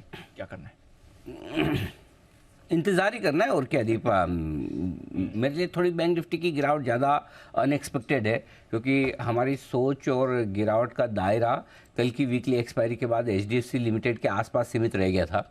और HDFC बैंक माफ़ कीजिएगा, और HDFC बैंक तो घटा भी नहीं वैसे देखा जाए तो। लेकिन आज ICICI बैंक और दूसरे बैंक, मतलब सेक्टर की डी रेटिंग आज हो रही है, जिसमें ICICI बैंक गया, SBI गया, इंडसइंड गया, तो आई थिंक थोड़ी सी समस्याएं बढ़ गई है। अब रहा सवाल, पहले बैंक निफ्टी का बता देता हूं क्योंकि उसकी वीकली एक्सपायरी नहीं है, निफ्टी की वीकली एक्सपायरी, इसलिए उसको बाद में बताता हूं। तो रहा सवाल बैंक निफ्टी का, बैंक निफ्टी में मामला ऐसा है कि 45,800 ये हाईएस्ट अपॉर्चुनिटीज था पुट में, आप उसके भी नीचे ट्रेड कर रहे हैं, अच्छे खासे 150 पॉइंट नीचे ट्रेड करते हुए दिख रहे हैं। सो आई थिंक थोड़ा सा यहाँ से भी मामला ढीला ही है। अब इमीडिएटली आपके लिए जो मतलब माफ़ कीजिएगा 44,800 ना कि 45,000, वो आदत 45,000 की पड़ेगी, 44,800 पर हाईएस्ट ओपन था। तो मेरा ये समझना दीप आखिरी सपोर्ट लेवल दिन के लिए है, वो यहाँ से 125 पॉइंट दूर है, 44,525 के आसपास का है। पोजीशन वैसे कम है, तो I think bank Nifty support level के नज़दीक पहुंच रहा है दिन के लिए। दिन की गिरावट यहाँ पर थमनी चाहिए। मैं कल की तो नहीं कह सकता कि कल और गिरेगा नहीं गिरेगा, लेकिन आज की गिरावट 44,525, 4450 इस रेंज का आखिरी सपोर्ट रेंज है, वहाँ पर आपके लिए 44,525 44,675 उस रेंज में आ चुका है। 525 675 ऊपर में कितना जा सकते हैं? अब 45,000 ये आपके लिए मुश्किल वाला मामला है ऊपर की तरफ, तो 44,875 45,000 अगर इस रेंज में रिकवर होकर आखिरी मिनटों में आए तो वहाँ पर आपको पोजीशन हल्की करनी चाहिए। अब आइए निफ्टी, जिसकी आज वीकली एक्सपायरी है। 19,700 19,750 आपका सपोर्ट जोन है, यही आखिरी उम्मीद आपके लिए। क्यों? क्योंकि 19,700 पर करीबन 4 करोड़ 70 लाख शेयर हैं पुट में, जो हाईएस्ट ओपन इंटरेस्ट है। 750 पे 3 करोड़ 20 लाख शेयर, तो यानी कि ये 50 पॉइंट की रेंज में करीबन आपके लिए 8 करोड़ के आसपास के पुट राइटर्स खड़े हैं जो होल्ड करने की कोशिश करेंगे। ऊपर में 19,750 19,800 की रेंज में करीबन 9.5 करोड़ शेयर ऐसे हैं कॉल राइटर्स खड़े हैं, सो वो आपको ऊपर नहीं जान देंगे। तो 3 बजे तक अगर आप 19,700 होल्ड करते हैं तो ठीक है, और 19,800 के पार आप निकलेंगे, यही रेंज में आप टाइम पास करके क्लोज हो जाएंगे 750 के आसपास। लेकिन अगर 3 बजे के पहले 19,700 आप तोड़ देते हैं तो फिर दीप 19,600 तक आपके लिए मैदान खाली है। 600 तक खाली है, उसमें हर 25 पॉइंट पर सपोर्ट है, आप कहीं भी जाकर रुकेंगे। वो 75 पे रुकते हैं, 50 पे 25 पे कहना मुश्किल है, लेकिन 600 से 700 के बीच में कहीं कहीं रुकेंगे। तो 3 बजे तक 19,700 होल्ड होना जरूरी है। अभी के डेटा को देखकर ऐसा लग रहा है कि 19,750 के आसपास आज की एक्सपायरी होनी चाहिए, जो कि 725 से 765 की रेंज वाला जो लेवल है उसमें 750 के आसपास होनी चाहिए, ये दिख रहा है अभी तक। लेकिन कोई साइजेबल रिकवरी आएगी इसकी संभावना डेटा में नहीं दिख रही है। डाउ फ्यूचर सपोर्ट नहीं कर रहे हैं, किसी भी लेवल से कोई अच्छी रिकवरी आई नहीं है, तो ऐसे में मामला थोड़ा सा ढीला ही है। तो जब जहां जैसे मौका मिले अपना रिस्क मैनेजमेंट ध्यान में रखते हुए अपनी पोजीशन को, स्पेशली तेजी की पोजीशन को लिमिट में रखें, कम से कम रखें, ये आपके लिए ठीक होगा। Got it. तेजी की पोजीशन थोड़ा संभाल के रखिए, अगर कुछ इंपॉर्टेंट लेवल्स और गए तो फिर और गिरावट आपको बढ़ती हुई दिख सकती है। फिलहाल इस समय थोड़ी गिरावट बढ़ती हुई दिख रही है, फ्रेश डेज लो पर हम आए हैं इस समय बाजार में। सुमित जी के पास चलते हैं, सुमित का सुपर हिट।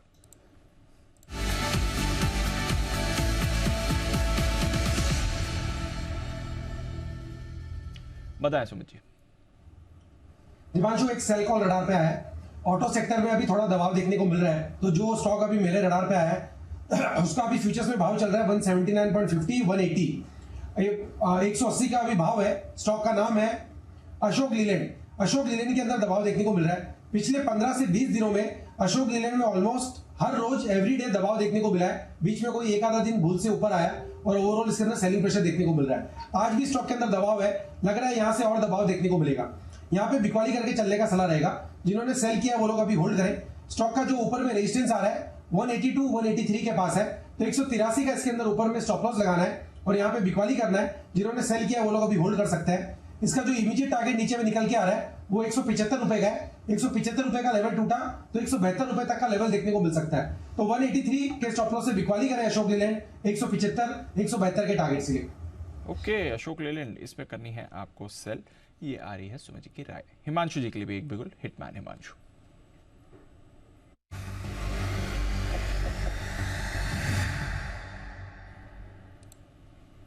बताएं हिमांशु जी। दीप, एलएनटी की 2880 इन द मनी स्ट्राइक की कॉल ऑप्शन खरीदनी है। 34 रुपए का भाव है। करंट लेवल्स पे खरीदारी करेंगे, कोई 1-2 रुपए का डिप मिलता है 32 रुपए तक पोजीशन को ऐड करें। 26 रुपए का स्टॉप लॉस मेंटेन करना है। 42 और 45 रुपए के टारगेट मुझे लगता है कि एलएनटी की 2880 की स्ट्राइक की कॉल ऑप्शन में देखने को मिल सकते हैं।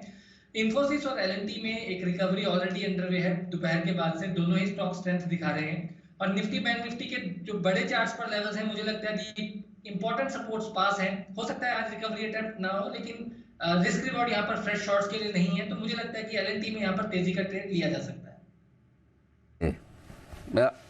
तेजी की कॉल भी आ रही है, ऐसा नहीं कि नहीं आ रही है। हिमांशु जी ने अभी तक मतलब झंडा बुलंद रखा है। 2880 का कॉल ऑप्शन खरीदना है आपको। एलएनटी का मिलेगा 34 रुपए में। होंगे तो बुलिश, लेकिन सोचेंगे कि जाने दो, कौन फ्यूचर व्यूचर की राय दे, इससे बढ़िया है कॉल की दिन थोड़ी सेफ रहेंगे। क्यों हिमांशु जी, सही है? हाँ, नहीं अच्छी है, सोच अच्छी है एकदम। आप सही डायरेक्शन में सोच रहे हैं कि इस तरह के मार्केट में जहाँ बड़ा मामला ढीला रहा है, पता नहीं किस बड़े का नंबर कब लगे, इससे बढ़िया है कि अपने कॉल ऑप्शन के जरिए दे ताकि रिस्क रहे आपके लिए लिमिटेड। आइए अगला बिगुल मेहुल कोठारी साहब के लिए BTS डबल टी का।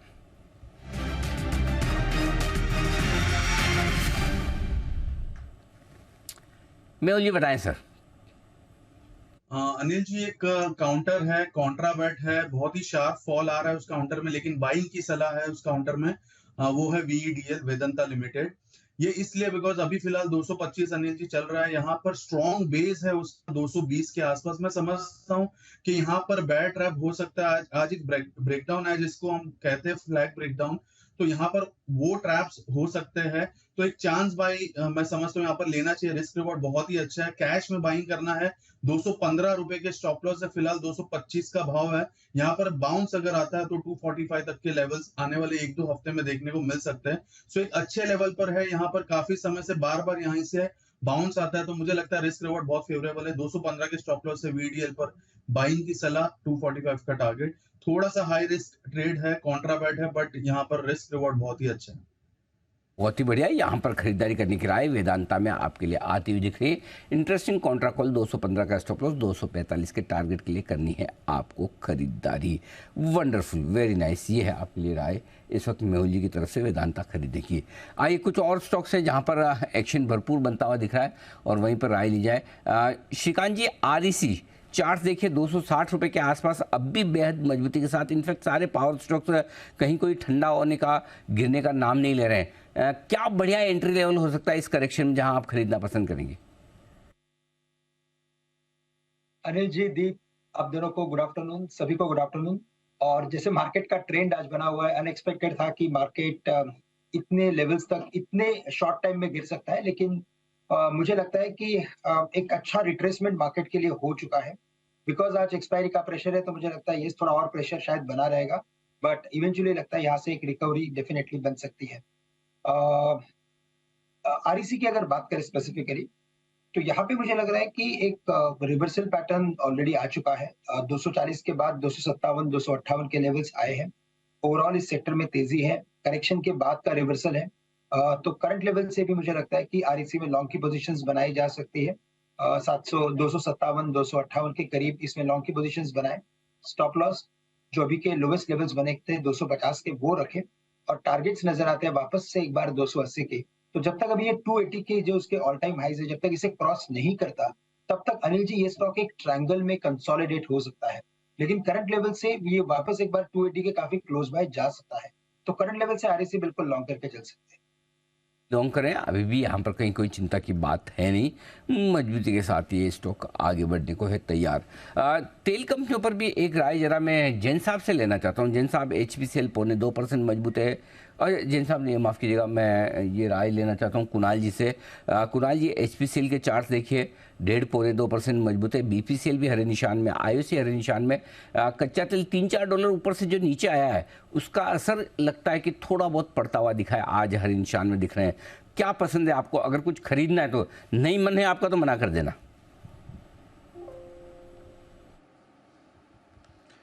अनिल जी देखिए, डेफिनेटली कुछ आउट परफॉर्मेंस देखने को मिल रही है और ये स्टॉक सारे करेक्ट हो चुके हैं। करेक्शन के बाद मेजर सपोर्ट्स पर ट्रेड कर रहे हैं। अगर मिसाल ले लें HPCL की, इन सब में मुझे HPCL का चार्ट सबसे ज़्यादा मजबूत लगता है। एक डबल बॉटम पैटर्न यहाँ पर निर्माणाधीन है, जिसका ब्रेकआउट 270 के ऊपर होगा। तो मुझे लगता है कि फिलहाल वेट एंड वॉच करें, रडार पर रखें। इनमें डेफिनेटली एक रैली बन सकती है, लेकिन ब्रेकआउट का इंतजार करना चाहिए। 270 के ऊपर HPCL में खरीदारी कराएं। ओके, HPCL है वो स्टॉक्स जहाँ पर 270 के ऊपर निकले तभी खरीदें, अभी नहीं, अभी करें इंतज़ार। ये मानना है आपके लिए कुणाल जी का। ओके, कुणाल जी का तो ये मानना है, लेकिन बंसल जी का क्या मानना है ज़रा समझे। और एक मुश्किल सवाल बंसल जी से पूछना चाहता हूँ। Bansal ji, India bulls housing finance आज 5.5-6% घटा हुआ है। मेरे ख्याल से अभी भी बैन में पाया जाता है। जी हाँ, बैन में है।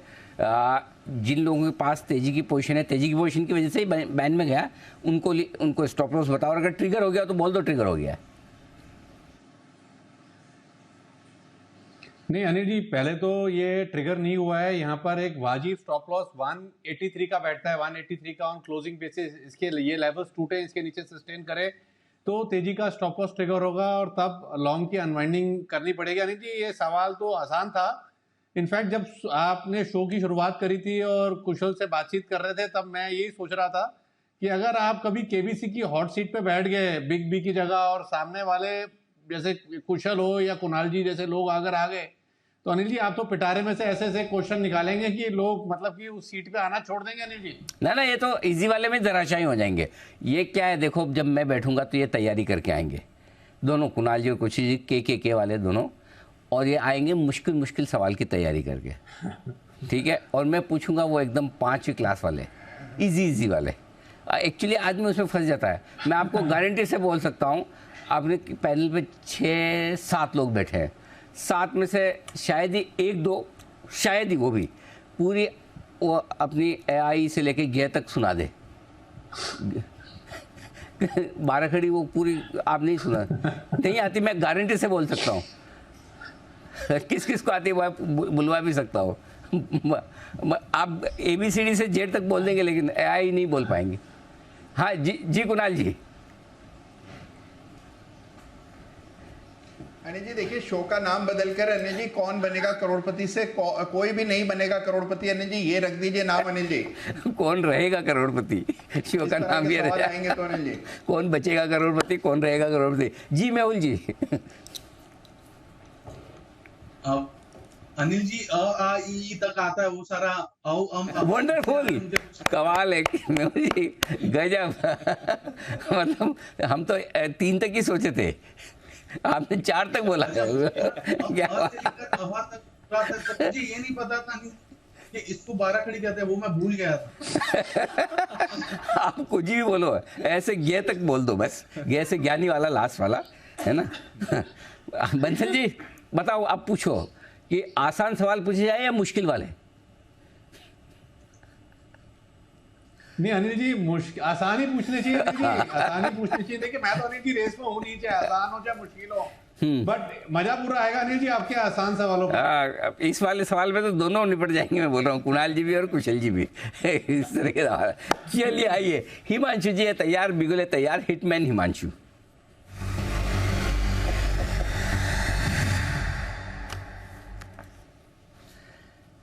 जी हिमांशु जी बताएं।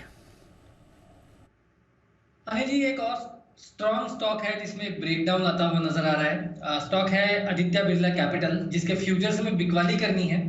176, 70, 177 रुपए के आसपास के फ्यूचर्स के लेवल्स हैं। करंट लेवल्स पे शॉर्ट इनिशिएट किए जा सकते हैं। स्टॉप लॉस के तौर पर 178.50 का स्टॉप लॉस रहेगा।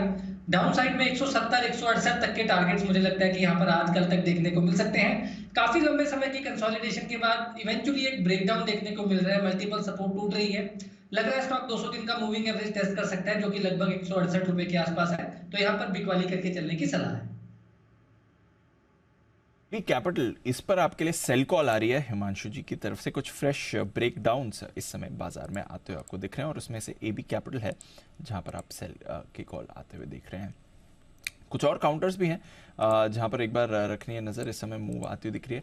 और परेशानी तो बढ़ रही है। मन्नापुरम पर भी देखिए अभी एक फ्रेश ब्रेकडाउन आपको आते हुए दिखा है। ये स्टॉक भी अब डेज लो पर ट्रेड कर रहा है, 2% का कट इसमें भी हो चुका है। BEL आज ये कमजोर है, 2% का कट आपको BEL भारत इलेक्ट्रॉनिक्स में भी आते हुए दिख रहा है। एक बार श्रीकांत जी से जरा राय ली जाए BEL पर। श्रीकांत जी वैसे तो डिफेंस स्टॉक्स अच्छे रहे हैं और रिलेटिवली देखे तो उतना खराब भी नहीं है, बट BEL 135 के नीचे ये वापस एंट्री के लेवल है या फिर बाजार के मूड माहौल के साथ इसे भी थोड़ा गिरना अब है अभी? बिल्कुल। तो दीपांशु, अगर इस पर्टिकुलर स्टॉक के अगर चार्ट पैटर्न को देखते हैं तो पिछले 4 या 5 दिनों में इसकी जो रेंज है वो काफी एक्सटेंड हो गई है, और ये बड़े रेंज के साथ जब ये ट्रेड कर रहा है तो ऑफ कोर्स डबल टॉप या लोअर हाई जैसा फॉर्मेशन अगर बनता है तो बिकवाली और बनती है। तो मुझे लगता है कि शायद इसमें और करेक्शन आ सकता है। ये स्टॉक कम से कम 130 या 125 के लेवल्स तक भी करेक्ट हो सकता है, जो इसकी लोअर बाउंड्री भी है, और जो बॉलिंजर बैंड की जो स्टडी हम यूज करते हैं उसके लोअर बाउंड्री पे आई आज है। तो बिकॉज की overall sector is very strong, मुझे लगता है कि बाय ऑन डिप्स रखना चाहिए, लेकिन करंट लेवल से बिल्कुल अवॉइड करें। 130 से लेकर 125 के रेंज में बिल्कुल इसे लॉन्ग किया जा सकता है। यह आपके लिए BEL भारत इलेक्ट्रॉनिक्स, जहां पर आपको रखनी है नजर, कमजोरी में आ रहा है। बट EMS, ये लिस्टेड कंपनी की मैं बात नहीं कर रहा हूँ, इलेक्ट्रॉनिक मैन्युफैक्चरिंग सर्विसेज, इसकी हम बात कर रहे हैं। और ये एक एरिया है, कुछ समय पहले हमने बात भी करी थी, CLSA की एक बढ़िया रिपोर्ट आई थी, तब हमने बात करी थी। आज मॉर्गन स्टैनली की भी सेक्टर पर एक बढ़िया रिपोर्ट आई है, तो आइए इसके बारे में भी बात करते हैं और कौन से स्टॉक्स हैं जो उन्हें पसंद आ रहे हैं, क्यों उन्हें ये सेक्टर पसंद आ रहे हैं, बताने के लिए तैयार है नुपुर। नुपुर बताइए। बिल्कुल सीएलएसए के बाद मॉर्गन स्टैनली का भी भरोसा है इंडियन इलेक्ट्रॉनिक मैन्युफैक्चरिंग सेक्टर पे और काफ़ी पॉजिटिव है। उनका कहना है कि जो ग्लोबल सप्लाई चेन में जो बदलाव हो रहे चाइना +1 का जो फैक्टर है वो इंडिया को सपोर्ट करेगा। इंडिया की जो मैन्युफैक्चरिंग का कैपेसिटी है वो बढ़ती हुई दिख रही है और जो सरकार की तरफ से इंसेंटिव्स आते हुए दिखे उससे भी इस सेक्टर को काफ़ी बूस्ट मिलने वाला है। उनका कहना है कि आने वाले 10 साल में इलेक्ट्रॉनिक मैन्युफैक्चरिंग इंडस्ट्री की जो आय होगी वो 21% से कंपाउंडेड ग्रोथ वहाँ पे आती हुई नजर आ सकती है। FY32 तक का उन्होंने एस्टिमेट दिया है। वहाँ पे उनका कहना है कि ये जो पूरी इंडस्ट्री है वो $600 बिलियन से ज़्यादा की हो सकती है, अभी सिर्फ $100 बिलियन के आसपास की है। गवर्नमेंट का जो इन्वेस्टमेंट है इंफ्रा को लेकर उससे एक बड़ा बूस्ट मिलेगा। इनफैक्ट सरकार ने कॉर्पोरेट टैक्स में भी कटौती की है, साथ ही साथ उन्होंने जो कॉर्पोरेट टैक्स में कटौती की और जो PLI स्कीम्स सरकार लेके आई है उससे भी इस इंडस्ट्री को बड़ा बूस्ट मिलने वाला है। मॉर्गन स्टैनली को वो स्टॉक्स पसंद आ रहे हैं जो B2B सेगमेंट में बड़े हैं, B2B सेगमेंट को जो कैटर करते हैं, जिनका एक्सपोजर B2B सेगमेंट में ज़्यादा है, वो स्टॉक्स में उन्होंने कवरेज की शुरुआत की है।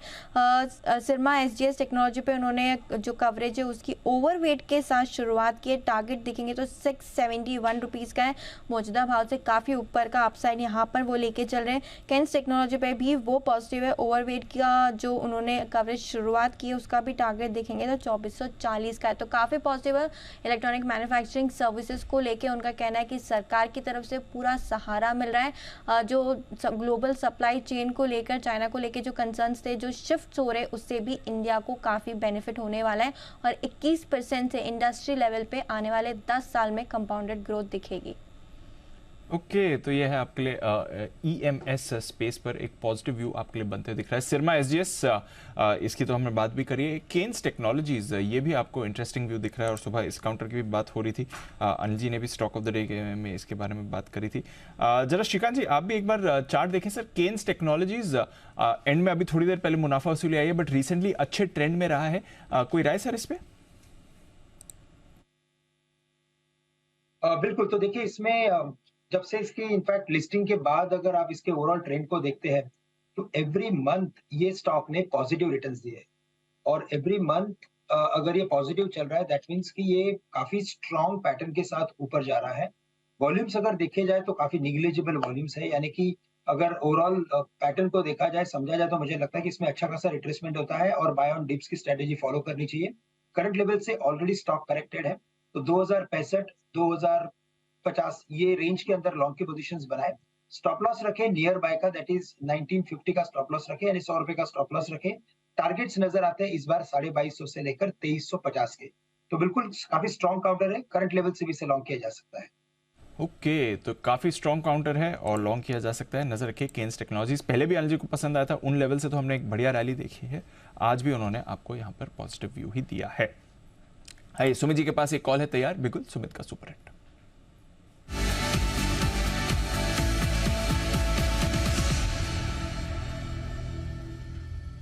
बताएं सर।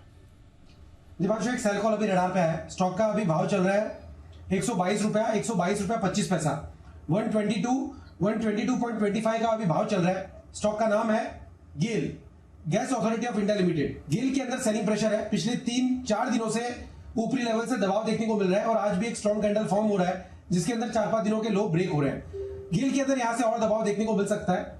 रिसेंट का स्विंग लो जैसे ही ब्रेक होगा तो इसके अंदर गिरावट और बढ़ेगी और नीचे के अंदर एक अच्छा खासा करेक्शन देखने को मिल सकता है 2-3 दिनों के अंदर। यहाँ पे सीएमपी पे बिकवाली करे। स्टॉक का जो ऊपर में रेजिस्टेंस है 124-125 का है, तो 125 के ऊपर का स्टॉप लॉस लगा के गेल में बिकवाली करके चलने का सलाह रहेगा। नीचे के अंदर जो इसके टारगेट देखने को मिल सकते हैं, पहला टारगेट बनेगा 117 रुपए का, दूसरा टारगेट बनेगा 115 रुपए का। तो गेल में बिकवाली करे 125 के स्टॉप लॉस से 117-115 के टारगेट्स के लिए। गेल इस पे करनी है बिकवाली, एक एक करके सेल कॉल्स ही आ रही हैं। आइए देखते हैं श्रीकांत जी की तरफ से एक कॉल आ रही है, बाय है या सेल? बिगुल BTS डबल टी।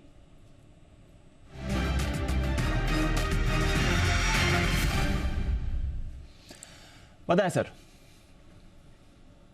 दीपांशु देखिए मुझे लग रहा है कि मार्केट एक इंपॉर्टेंट सपोर्ट्स के करीब है, तो यहाँ पे कुछ कॉन्ट्रा बेट्स लिए जा सकते हैं और इसी वजह से मैं कुछ लॉन्ग के ट्रेड्स दूंगा बिकॉज मार्केट गिर चुका है। और करंट लेवल से अगर लॉन्ग करना है तो BHEL यानी भारत हेवी इलेक्ट्रॉनिक्स को लॉन्ग कर सकते हैं। जो 121 122 के करीब आ चुका है और डबल बॉटम जैसा फॉर्मेशन बन रहा है। करंट लेवल से इसे लॉन्ग करें, स्टॉप लॉस रखें एट 120, 120 का स्टॉप लॉस रखें। टारगेट्स नजर आते हैं वापस से एक बार 140 रुपए के, तो करंट लेवल से काफी अच्छा रिस्क रिवॉर्ड रेशो है। VHL को लॉन्ग करके चले। लॉन्ग कॉल आ रहा है और श्रीकांत जी की तरफ से खरीदारी करें BHEL, इसमें एक्शन आपको बनते हुए दिख सकता है। ऊपर से काफी करेक्ट भी हो चुका है ये काउंटर। बिगुल हिमांशु जी के लिए हिटमैन हिमांशु।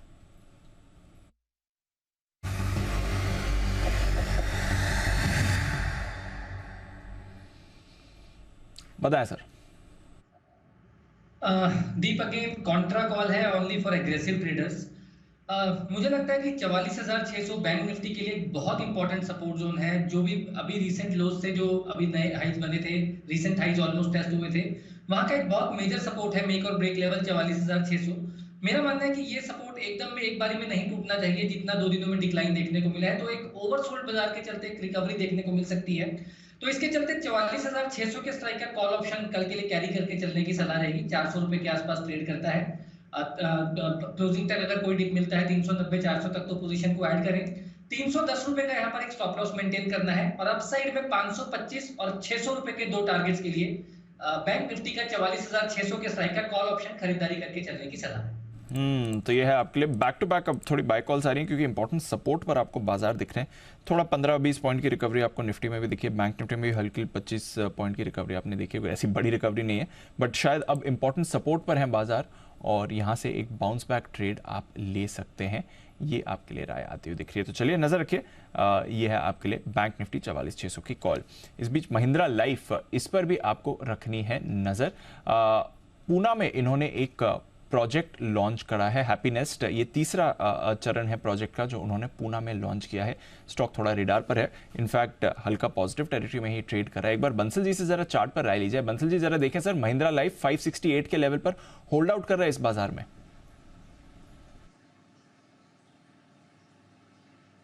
जी दीपांशु, होल्ड आउट कर रहा है। टेक्निकल स्ट्रक्चर भी पॉजिटिव है और कल के सत्र में भी इसने अपने इंपॉर्टेंट सपोर्ट्स को रिस्पेक्ट दिया था। 555 एक अहम सपोर्ट है। कल भी लेवल्स नहीं टूटे, आज भी लगभग इन्हीं लेवल्स के लोज हैं।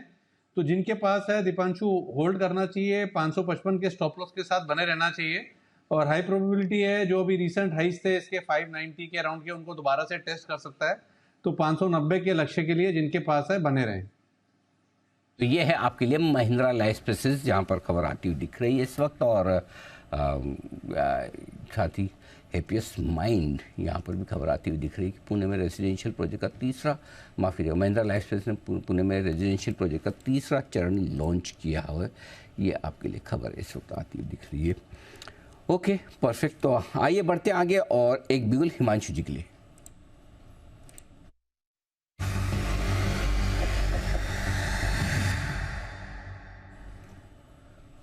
ओ, हिमांशु जी का तो शायद हो गया। हिमांशु जी मेरे ख्याल से आप ले चुके हैं कॉल, राइट सर? जी। आज आपके साथ भी मतलब बार बार लगातार ऐसा हो रहा है, कोई खास वजह सर?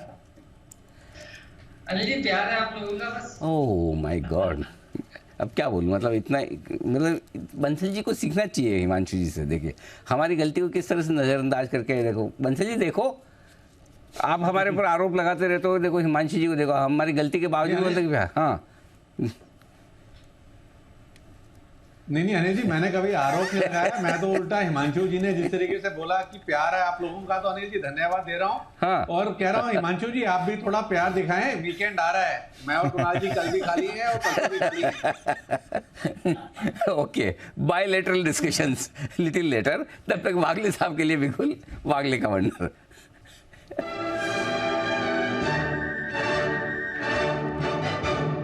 जी वागले साहब फरमाएं।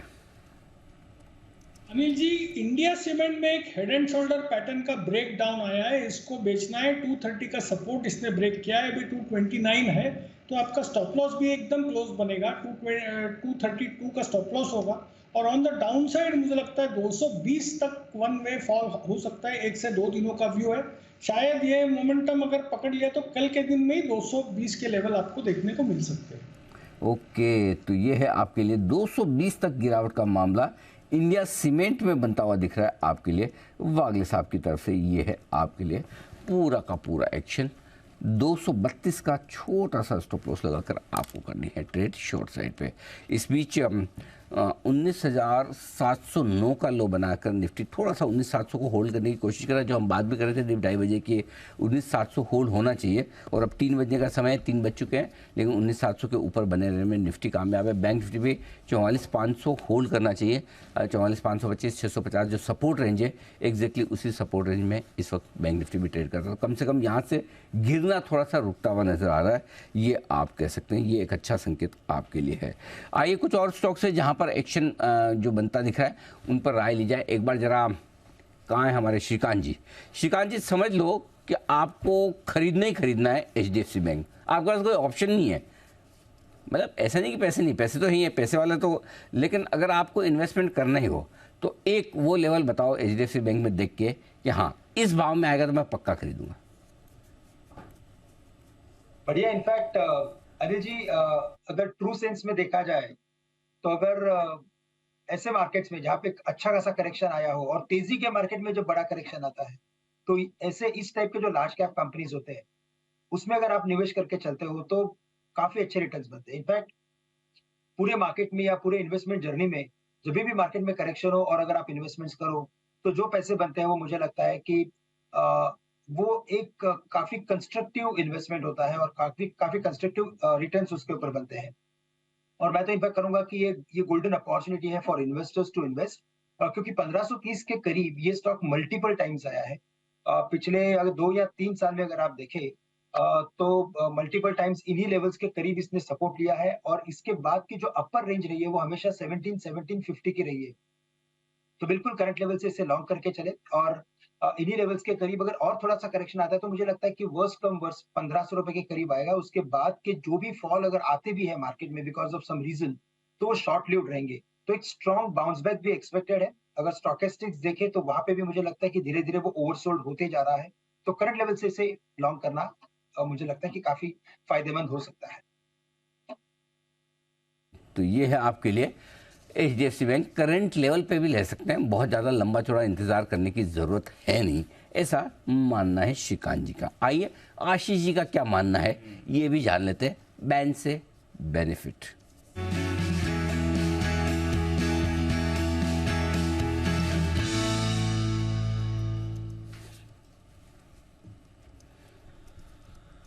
बदलाव तो होंगे सर, होंगे, पक्का होंगे, वो तो मूड माहौल देख के लग गया, हमें होना तो पक्का है। तो पहले कौन से बताएंगे, एंट्री या एग्जिट? एग्जिट के लिए लेकिन सर कंफर्मेशन नहीं, 80% से कम नहीं है, लेकिन उम्मीद है क्योंकि समय हमारे पास अच्छा खासा बचा हुआ है। चंबल फर्टिलाइजर है। अच्छा समय से क्या मतलब है आपका? टाइम 20 से तो मिनट है, टाइम है। मतलब इस मार्केट में आपको 20 मिनट बहुत अच्छा खासा लग रहा है, लंबा लग रहा है। बैन से बाहर निकलने टाइम पास नहीं हो रहा। अच्छा, मुझे लगा कि टाइम पास नहीं हो पा रहा है कि कब 3:30 बजे है, कब घर जाऊं, ऐसा तो नहीं? अच्छा ओके। अच्छा खासा समय जो है बैन से बाहर निकलेगा। बताइए कौन कौन निकलेगा बाहर? सर चंबल की पॉसिबिलिटी लग रही है, 81.3% है मार्केट वाइड पोजीशन लिमिट, और दूसरे नंबर पे है BHEL, लेकिन मुश्किल लग रहा है क्योंकि अभी तक 81 भी नहीं आई है, 81.8% है प्रिसाइजली आपको बता रहा हूँ। तो BHEL थोड़ा सा डाइसी है, हो भी सकता है नहीं भी हो सकता है। चंबल पर नजर रख सकते हैं। एंट्री करने के लिए 2 स्टॉक तैयार हो गए हैं। RBL बैंक यहाँ पर पोजीशंस काफ़ी तेज़ी से बढ़ी हैं, अब 103% हो गई हैं, 95% के आंकड़े को क्रॉस कर दिया। दूसरा है एक और बैंकिंग स्टॉक है कैनरा बैंक, जहाँ पर पोजीशंस अच्छी खासी हैं। कल थी पोजीशंस बंद होने के समय यहाँ पर भी आपको एक बड़ा स्पर्ट देखने को मिला, तो कल 90-91% थी, आज बढ़कर हो गई है 100%। तो कैनरा बैंक और RBL ये 2 स्टॉक ऐसे हैं जो एंट्री करेंगे। चंबल फर्टिलाइजर बाहर आ सकता है, BHEL इसकी भी थोड़ी उम्मीद है, और बाकी के जो स्टॉक्स हैं वो बैन में बने रहेंगे।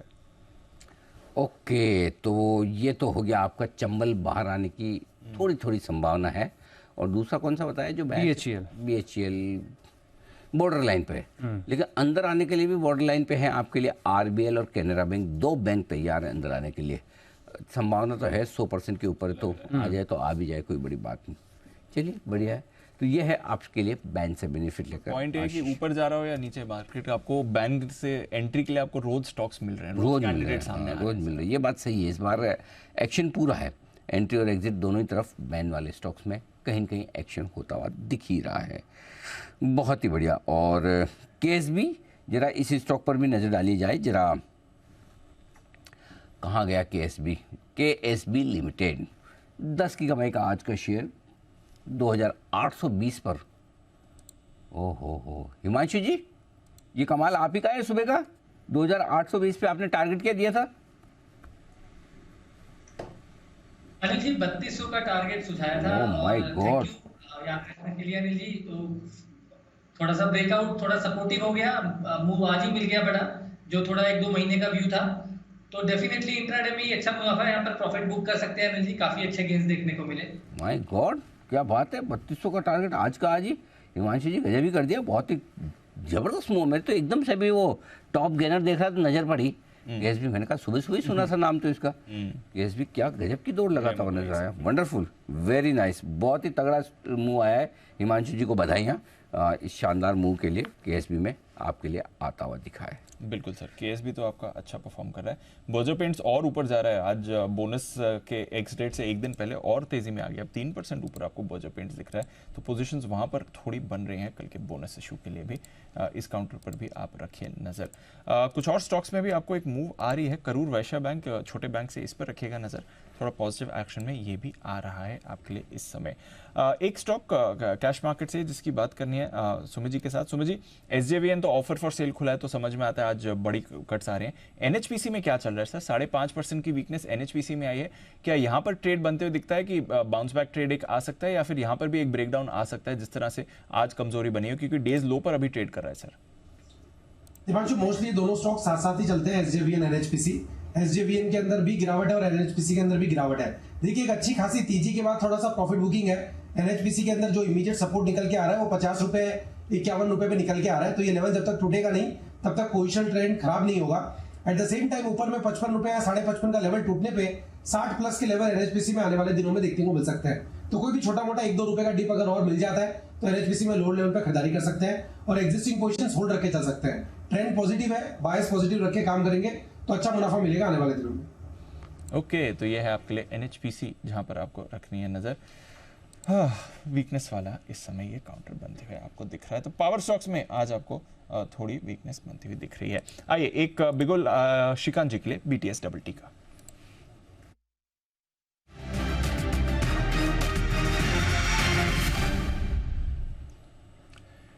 श्रीकांत जी बताएं सर। बिल्कुल, तो दीपांशु यहाँ पे मुझे लगता है कुछ एक कैश स्टॉक्स है कि जो काफी अच्छे करेक्शन के बाद इंपॉर्टेंट सपोर्ट्स के करीब आ चुके हैं, और अगर यहाँ से रिवर्सल आती है तो उनमें हमें लगता है कि अच्छा परफॉर्मेंस देखने मिल सकता है। तो mid cap small cap categories का एक स्टॉक है साइंट डीएलएम, जिसका अभी लिस्टिंग हुआ था। और साइंट डीएलएम के लिस्टिंग के बाद से अगर आप देखें दीपांशु, तो 400 वाला स्टॉक 700-750 रुपया हो गया था। उसके बाद का भी ये करेक्शन हम देख रहे हैं, और करंट लेवल पे अगर देखे जाए तो 650-660 के करीब ये ट्रेड कर रहा है, बट मल्टीपल सपोर्ट्स इन्हीं लेवल्स के करीब ये बनाते जा रहा है। तो साइंट डीएलएम को करंट लेवल से लॉन्ग करें, जो 660-665 के करीब ट्रेड कर रहा है। हमें लगता है कि ये स्टॉक कम से कम वापस एक बार 700 से लेकर 750 के लेवल दिखा सकता है, और ओवर द पीरियड भी लगता है कि जैसे इसमें पैटर्न बना है, मुझे लगता है कि ये स्टॉक आने वाले दिनों में शायद 1000 के लेवल्स में दिखा सकता है। तो करंट लेवल से साइंट डीएलएम को लॉन्ग करके चले। लेवल्स आ सकते हैं, इतना बड़ा कॉन्फिडेंस आ रहा है। फिलहाल 700-750 के नियर टर्म ट्रेडिंग टारगेट्स हैं, बट 1000 तक के लेवल्स भी दिख रहे हैं। तो थोड़ा आईटी पर रखिए नजर। रोटेशन में ये काउंटर्स अब आपको मूव करते हुए दिख रहे हैं, इस पर फोकस करना जरूरी है। बिरला सॉफ्ट की तो हम बात कर ही रहे थे अभी थोड़ी देर पहले, ये भी आपको अच्छे एक्शन में दिख रहा था।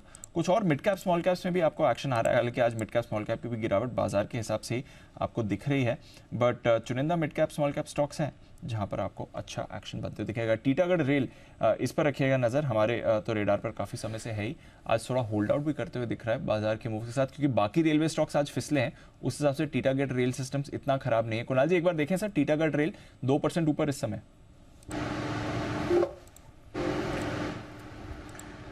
देखिए, बिल्कुल एक कंसोलिडेशन चल रहा है दीपांशु। पिछले कुछ दिनों से हम देख रहे हैं एक दायरे का कारोबार है, बहुत बड़ी तेजी स्टॉक में ऑलरेडी आ चुकी है, लेकिन आज एक रिलेटिव आउट परफॉर्मर है, इसमें कोई दो राय नहीं है। मुझे लगता है कि जिनके पास पोजीशन है 750 का एक स्टॉप लॉस रखकर होल्ड करें। नई खरीदारी की राय नहीं है, लेकिन 750 के स्टॉप लॉस से होल्ड करने की राय। ओके, 750 का स्टॉप लॉस होल्ड करें।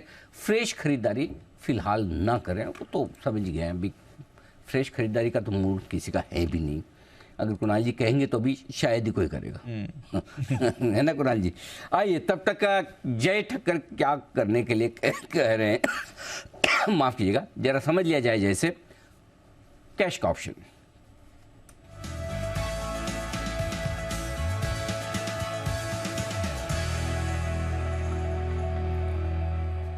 जय जी, बताइए जी। Good afternoon Anil ji, good afternoon to Deep. Well Anil ji, सुबह ऐसा एक्सपेक्ट किया था मैंने कि बैंक निफ्टी में आपको बाउंस आते हुए देखने मिलेगा, बट देन वहाँ पे तो शार्प फॉल आया, तो वहाँ पे तो स्टॉप लॉस हमारा ट्रिगर हुआ। बट देन निफ्टी की एक्सपायरी है अनिल जी, कल सेंसेक्स की एक्सपायरी। आज मैं 2 ऑप्शंस लाया हूँ अनिल जी, एक कल के लिए ऑब्वियसली फॉर सेंसेक्स एंड एक नेक्स्ट वीकली एक्सपायरी के लिए। 2 ऑप्शन सजेस्ट कर रहा हूँ अनिल जी। एक तो बाउंस बैक के लिए सेंसेक्स का आप 66,100 के स्ट्राइक का in the money call option कल ही की एक्सपायरी का खरीदे, आपको मिलेगा 266 पर, अभी 265-266 के आसपास मिलेगा। अभी यहाँ पे आपको स्टॉप लॉस लगाना होगा 140 का, 140 का आप स्टॉप लॉस लगाइए। 10 का स्ट्राइक है, लॉट साइज है, उससे रेदर 10 का लॉट साइज है, तो आपका डाउन साइड रिस्क जो हुआ लगभग 1100-1200 रुपये का ही हुआ। Upside potential targets Anil ji जो यहाँ पे मुझे नजर आ रहे हैं 375 रुपये से लेके 450 तक नजर आ रहे हैं। 375, 450 ये लेवल्स आपको देखने मिल सकते हैं।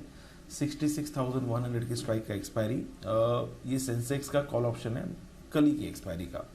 ये तो अनिल जी एक कल के लिए व्यू हुआ, बट ओवरऑल मार्केट में जो हिसाब से एक रिवर्सल आया है हायर लेवल से, अगर आप देखें बैंक निफ्टी में 46,300 से ऑलमोस्ट डबल टॉप फॉर्म हुआ है, वहाँ पे निफ्टी में भी 20,000 के ऊपर ज़्यादा टिका नहीं, उसके नीचे आ चुका है। तो mid cap small cap energy जो रिवर्सल आया है, जो मैंने कल भी एक ऑप्शन सजेस्ट किया, तो एक तो अच्छा मूव उसमें आया है। तो एक पोजिशनल कॉल मेरा पुट ऑप्शन पर रहेगा 9,000 के स्ट्राइक का मिड कैप निफ्टी का, वो नेक्स्ट फ्राइडे की एक्सपायरी का है, 29 सितंबर की एक्सपायरी का। ये आपको मिलेगा अभी 57 से 58 रुपये के आसपास, 57-58 के आसपास मिलेगा 9,000 के स्ट्राइक का पुट ऑप्शन।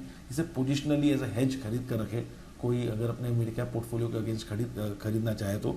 एंड इसमें ऊपर के टारगेट्स अनिल जी बनेंगे लगभग 110 रुपये से लेकर 140 के। यहाँ पे आप स्टॉप लॉस रखें 15 का, सो 15 का स्टॉप लॉस रहेगा, 110, 140 ये टारगेट्स के लिए मिड कैप निफ्टी का पुट ऑप्शन खरीदे। तो ये पोजिशनल पर्सपेक्टिव पुट ऑप्शन लग रहा है, और एक शॉर्ट टर्म कल के लिए बाउंस पर्सपेक्टिव सेंसेक्स का कॉल ऑप्शन लग रहा है। अच्छा भाई साहब, बहुत दिमाग चलाना पड़ रहा है हमारे को आपके साथ में एक्चुअली। एक तो नए नाम है, दूसरा एक में पुट है, दूसरे में कॉल है, एक कभी एक कल की एक्सपायरी का, एक किसी और एक्सपायरी का। कैसे करें जय, मतलब how to manage? Anil ji definitely तो काफी काम अनिल जी लगता है, काफी मेहनत लग रही है आजकल तो अनिल जी, जो हिसाब से इतनी सारी एक्सपायरी है। और अनिल जी नेक्स्ट वीक में भी आपको बहुत ही एक्शन देखने मिलेगा मिड कैप में, स्पेशली जो हिसाब से आज ही मूव स्टार्ट हुआ है, मुझे ऐसा लग रहा है ये कंटिन्यू रह सकता है। So mid cap irrespective of Anil ji आपने देखा रहेगा कि निफ्टी या तो सेंसेक्स वो अपने आप में ही बढ़ भी सकता है, गिर भी सकता है। तो वहाँ पे मेरा व्यू बहुत ही क्लियर है कि इसमें एक लेग नीचे की तरफ पेंडिंग है, इसीलिए कल भी पुट ऑप्शन सजेस्ट किया था वहाँ पे। तो उसमें पोजिशनली आप खरीद के चल सकते हैं, बट इतना फास्ट हो चुका है अनिल जी मार्केट के, हर रोज कोई ना कोई एक्सपायरी है। तो कल सेंसेक्स का है, so very near term data देख रहा हूँ तो मुझे ओवरसोल्ड लग रहा है, पोजिशनल पर्सपेक्टिव थोड़ा बेरिश लग रहा है। सो आई थॉट कि दोनों ही व्यू शेयर करूँ और दोनों ही ट्रेड ले सकते हैं अलग अलग एक्सपायरी के। ये वैसे अब ऐसी स्ट्रैटेजी भी बनेंगी, एक तो करंट लेवल्स पर आपके लिए बेट्स पुट स्प्रेड्स बन सकते हैं, और उसके अलावा अब आप एक एक्सपायरी और दूसरी एक्सपायरी 2 सेपरेट इंडेक्सेस का भी बनाइए, मौका तो आपको मिलेगा। मैंने जय को बोला कि हाउ टू मैनेज, तो आशु जी कह रहे हैं कि you need an additional anchor to manage additional responsibilities. इसमें एंकरिंग का रोल नहीं है, इसमें तो हाँ, इसमें एग्जीक्यूटिव असिस्टेंट टाइप का काम है। आई एम अफ्रेड आशु जी की सीनियरिटी को देखते हुए that was related too much to ask for, है ना, बहुत ज्यादा उनके लिए आशु जी। तो Kunal ji, should I consider Ashu ji executive assistant का रोल निभाना चाहते हैं?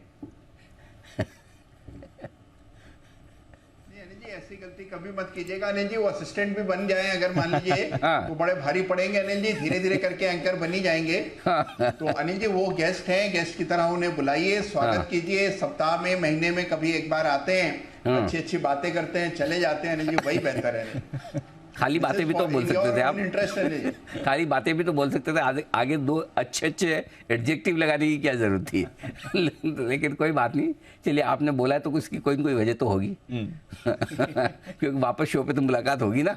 आइए तो चलिए, आशीष जी का इंतजार रहेगा। मोस्ट कल क्या है, शुक्रवार, कल रहेंगे शो में। कल शो में रहेंगे और कल शायद ट्रैवल कर रहे हैं ना, दुबई कल शायद नहीं रहेंगे। ओहो, 3-4 दिनों की रिलीफ रैली आ रही है, आप चिंता ना करें। बिल्कुल, आइए तब तक 3-20 की स्ट्रेटजी।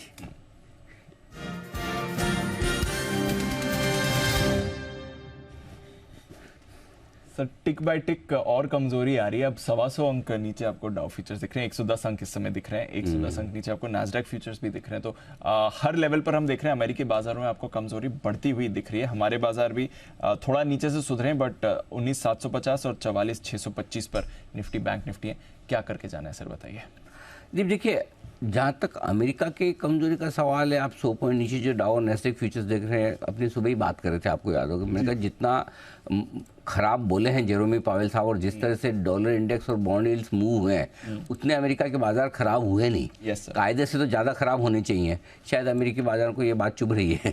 तो लगता है अब ज़्यादा खराब होने को तैयार हो रहे हैं। हालांकि फिर भी 100 पॉइंट कोई ऐसी बहुत बड़ी बात तो नहीं है डाउ पे, लेकिन कमज़ोर हो सकते हैं। अमेरिका में भी तो बढ़ने के लिए कोई कारण तो चाहिए, जो मिसिंग है थोड़ा सा।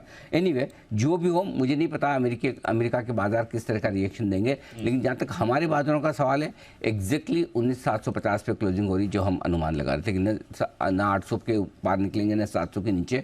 पूरी संभावना है कि 750 के आसपास हम क्लोजिंग देखें, वहीं पर होती दिख रही है। 19,750 के कॉल राइटर्स और पुट राइटर्स दोनों लाइफ एंजॉय करने के मूड में।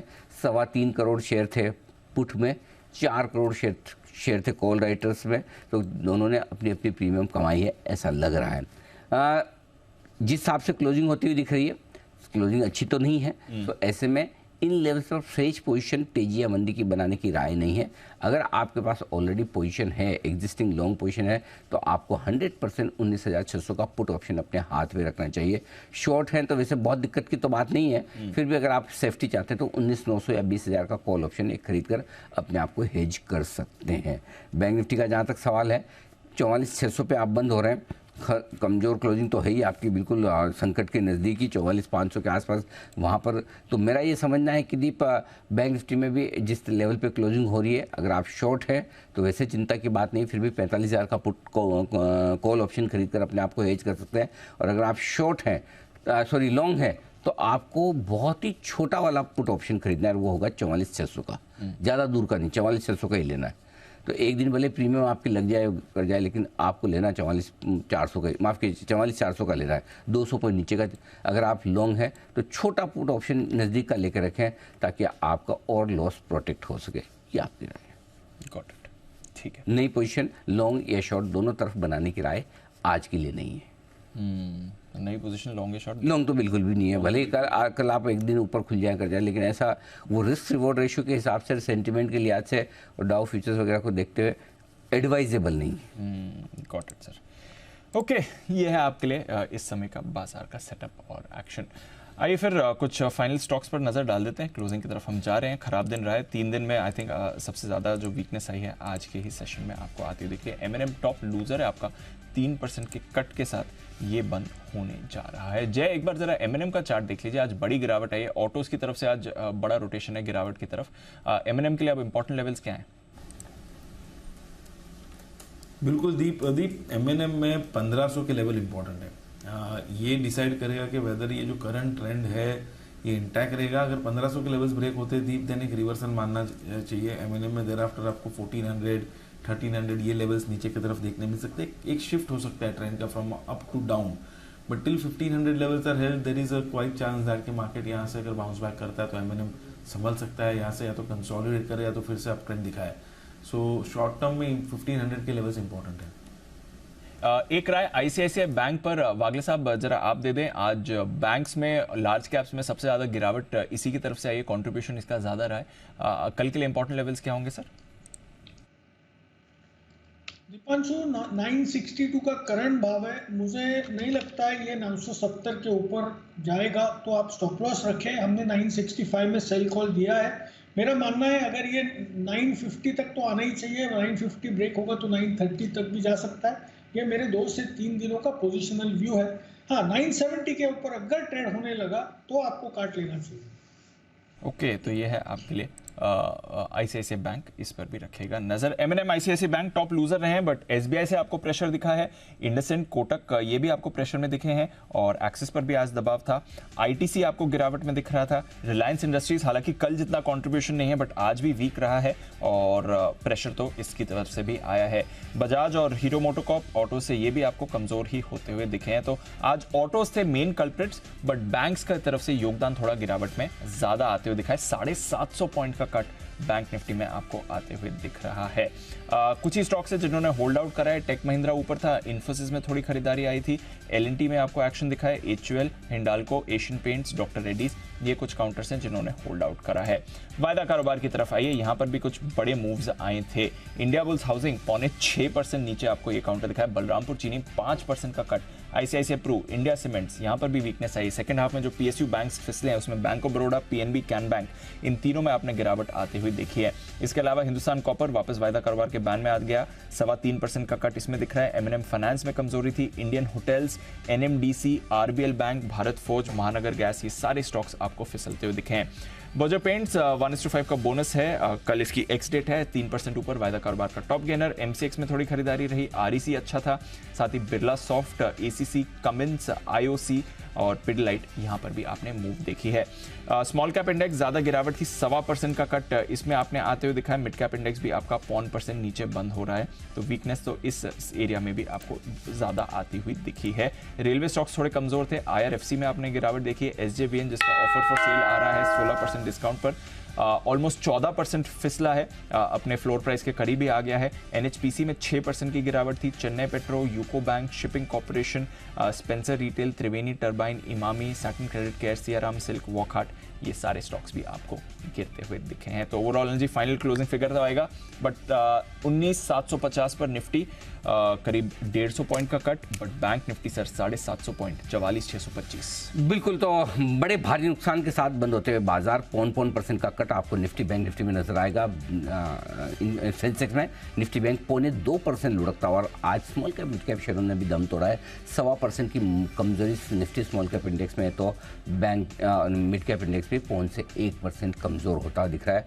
बढ़ने वाले शेयर सिर्फ 1300 बीएसई पर, घटने वाले 2500 बीएसई पर, और एनएसई पर बढ़ने वाले सिर्फ 650, घटने वाले 1550। इससे आप अंदाजा लगा सकते हैं कि किस तरह की सिचुएशन बनी है बाजार में। बढ़ते हैं आगे।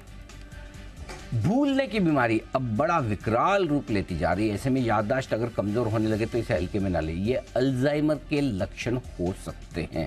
पहले अल्जाइमर के लक्षण 60 साल के ऊपर के लोगों की बीमारी मानी जाती थी, लेकिन अब कम उम्र के लोगों में भी ये बीमारी देखने को मिल रही है। आज है वर्ल्ड अल्जाइमर डे। शाम 6 बजे इसी पर करेंगे हम चर्चा, बताएंगे इसके बढ़ने के खतरे और वजह भी। इसके लक्षणों से बचाव के उपाय पर होगी एक्सपर्ट्स के साथ हमारी बातचीत। भूलने की बीमारी, पहले से तैयारी, ये हमारी आज की शो की थीम है। हम बात करेंगे doctor MV Padma Srivastava, chief neuroscience centre AIIMS, doctor Sanjay Kumawat, senior psychiatrist Fortis, doctor Rachna Kucheria, geriatric physician, इन तीनों से करेंगे हम मुलाकात। भूलने की बीमारी, पहले से तैयारी, मिस मत कीजिएगा, ये बेहद इंटरेस्टिंग शो। मनी गुरु आज बताएंगे कि क्या होना चाहिए स्मॉल कैप फंड्स में निवेश करने का आपका सही तरीका, और कब इसमें निवेश करना फायदेमंद है, और स्मॉल कैप में भी क्या एक्टिव और पैसिव दोनों स्ट्रेटजी हो सकती है, देखेगा जरूर। स्मॉल कैप निवेश एक्टिव या पैसिव, हमारा साथ देंगे हेमंत रुस्तगी साहब और प्रबलीन वाजपेयी आज शाम 6:26 पर मनी गुरु में। कनाडा और भारत के रिश्तों के बीच में खटास बढ़ती जा रही है, और ये अब खटास कड़वाहट तक पहुंच चुकी है। एक दूसरे के राजनयिकों को निकालने के बाद अब भारत ने कनाडा के सभी वीज़ा सेवाएं बंद कर दी है। स्वाभाविक है कि दोनों देशों के बीच में टेंशन से कारोबार की चिंताएं भी अब उभर रही है। आज इंडिया 360 डिग्री कवर स्टोरी में हम करेंगे इसी पर बातचीत। भारत कनाडा टेंशन के बीच द्विपक्षीय व्यापार पर रहेगा फोकस। रिश्तों में दरार, कैसे होगा कारोबार, ये इंडिया 360 डिग्री की कवर स्टोरी आज हमारे कनाडा के टेंशन पर। इसके बाद एक और इंटरेस्टिंग स्टोरी है हमारी। कोविड के बाद अब देश में बेरोजगार की दर तो हो गई है कम, लेकिन देश में 25 साल से कम उम्र वाले 42% ग्रेजुएट्स को जॉब नहीं मिल रहे हैं। ये एक बड़ा डेटा सामने आया है। ग्रेजुएट लेवल पर बेरोजगारी दर 15% के ऊपर है। ये आंकड़े सामने आए हैं स्टेट ऑफ वर्किंग इंडिया 2023 की रिपोर्ट पर। इसी पर होगी हमारी दूसरी कवर स्टोरी, ज़रूर देखिएगा, डिग्री वाले बेरोजगार। ये आज की हमारी दूसरी कवर स्टोरी शाम 7:56 पर। और गुरुवार को वीकली एक्सपायरी होती है निफ्टी की और बहुत तनाव रहता है आपको, हमको, सबको। और उस तनाव को दूर करने का हमारे पास कोई इलाज है नहीं। 3:30 बजे बाजार बंद होने के बाद आता है, फिर भी उसके बावजूद भी समय लगता है तनाव दूर। तो उसके लिए हमने एक तरीका ढूंढा है जी कि हम हर गुरुवार को शाम 4:30 बजे आपके लिए लेकर आते हैं बात दुनिया की। और अगले 1 घंटे तक आप तनाव में न रहे, इसलिए हम उसका आपको पहले से दिखा देते हैं एक बार पूरा प्रोमो, पूरे विजुअल्स। तो आप अपनी नज़र टीवी स्क्रीन पर बना लीजिए, हाथ में कॉपी और पेपर और पेन ले लीजिए, नोट कर लीजिए आपकी पसंद की कौन सी स्टोरी है आज के लिए बात की दुनिया में। इस बार बात दुनिया की में देखिए एक से बढ़कर एक रोचक खबरें। जानिए आखिर क्यों है फिनलैंड के लोग दुनिया में सबसे ज्यादा खुश। लेंगे आपकी तस्वीर एक ऐसे कैमरे से जो है नमक के दाने से भी छोटा।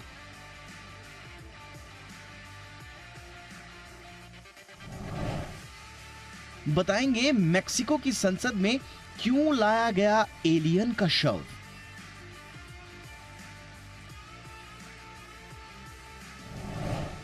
दिखाएंगे ऐसी सेल जहां 6 करोड़ का आलीशान घर मिल रहा है मात्र 100 रुपए में। और कीजिए सैर दुनिया की सबसे छोटी फ्लाइट में जो डेस्टिनेशन तक पहुंचाएगी मात्र 80 सेकंड में। देखिए बात दुनिया की आज शाम 4:26 पर सिर्फ जी बिजनेस पर। इतने सालों से सारे एक्सपर्ट्स को मैं जो जानता पहचानता हूँ, मुझे पता है आप सबको 100 रुपए में 6 करोड़ वाला घर चाहिए। सबको चाहिए सर। क्या जय, आपको क्या 2 चाहिए? बोले एक तो सबको मिल रहा है, मुझे 2 मिले। हाँ जय। अनिल जी सारी स्टोरीज बिल्कुल अनिल जी, मुझे तो चाहिए अनिल जी, मैं तो 100 के 10 नोट निकाल लो अभी अनिल जी,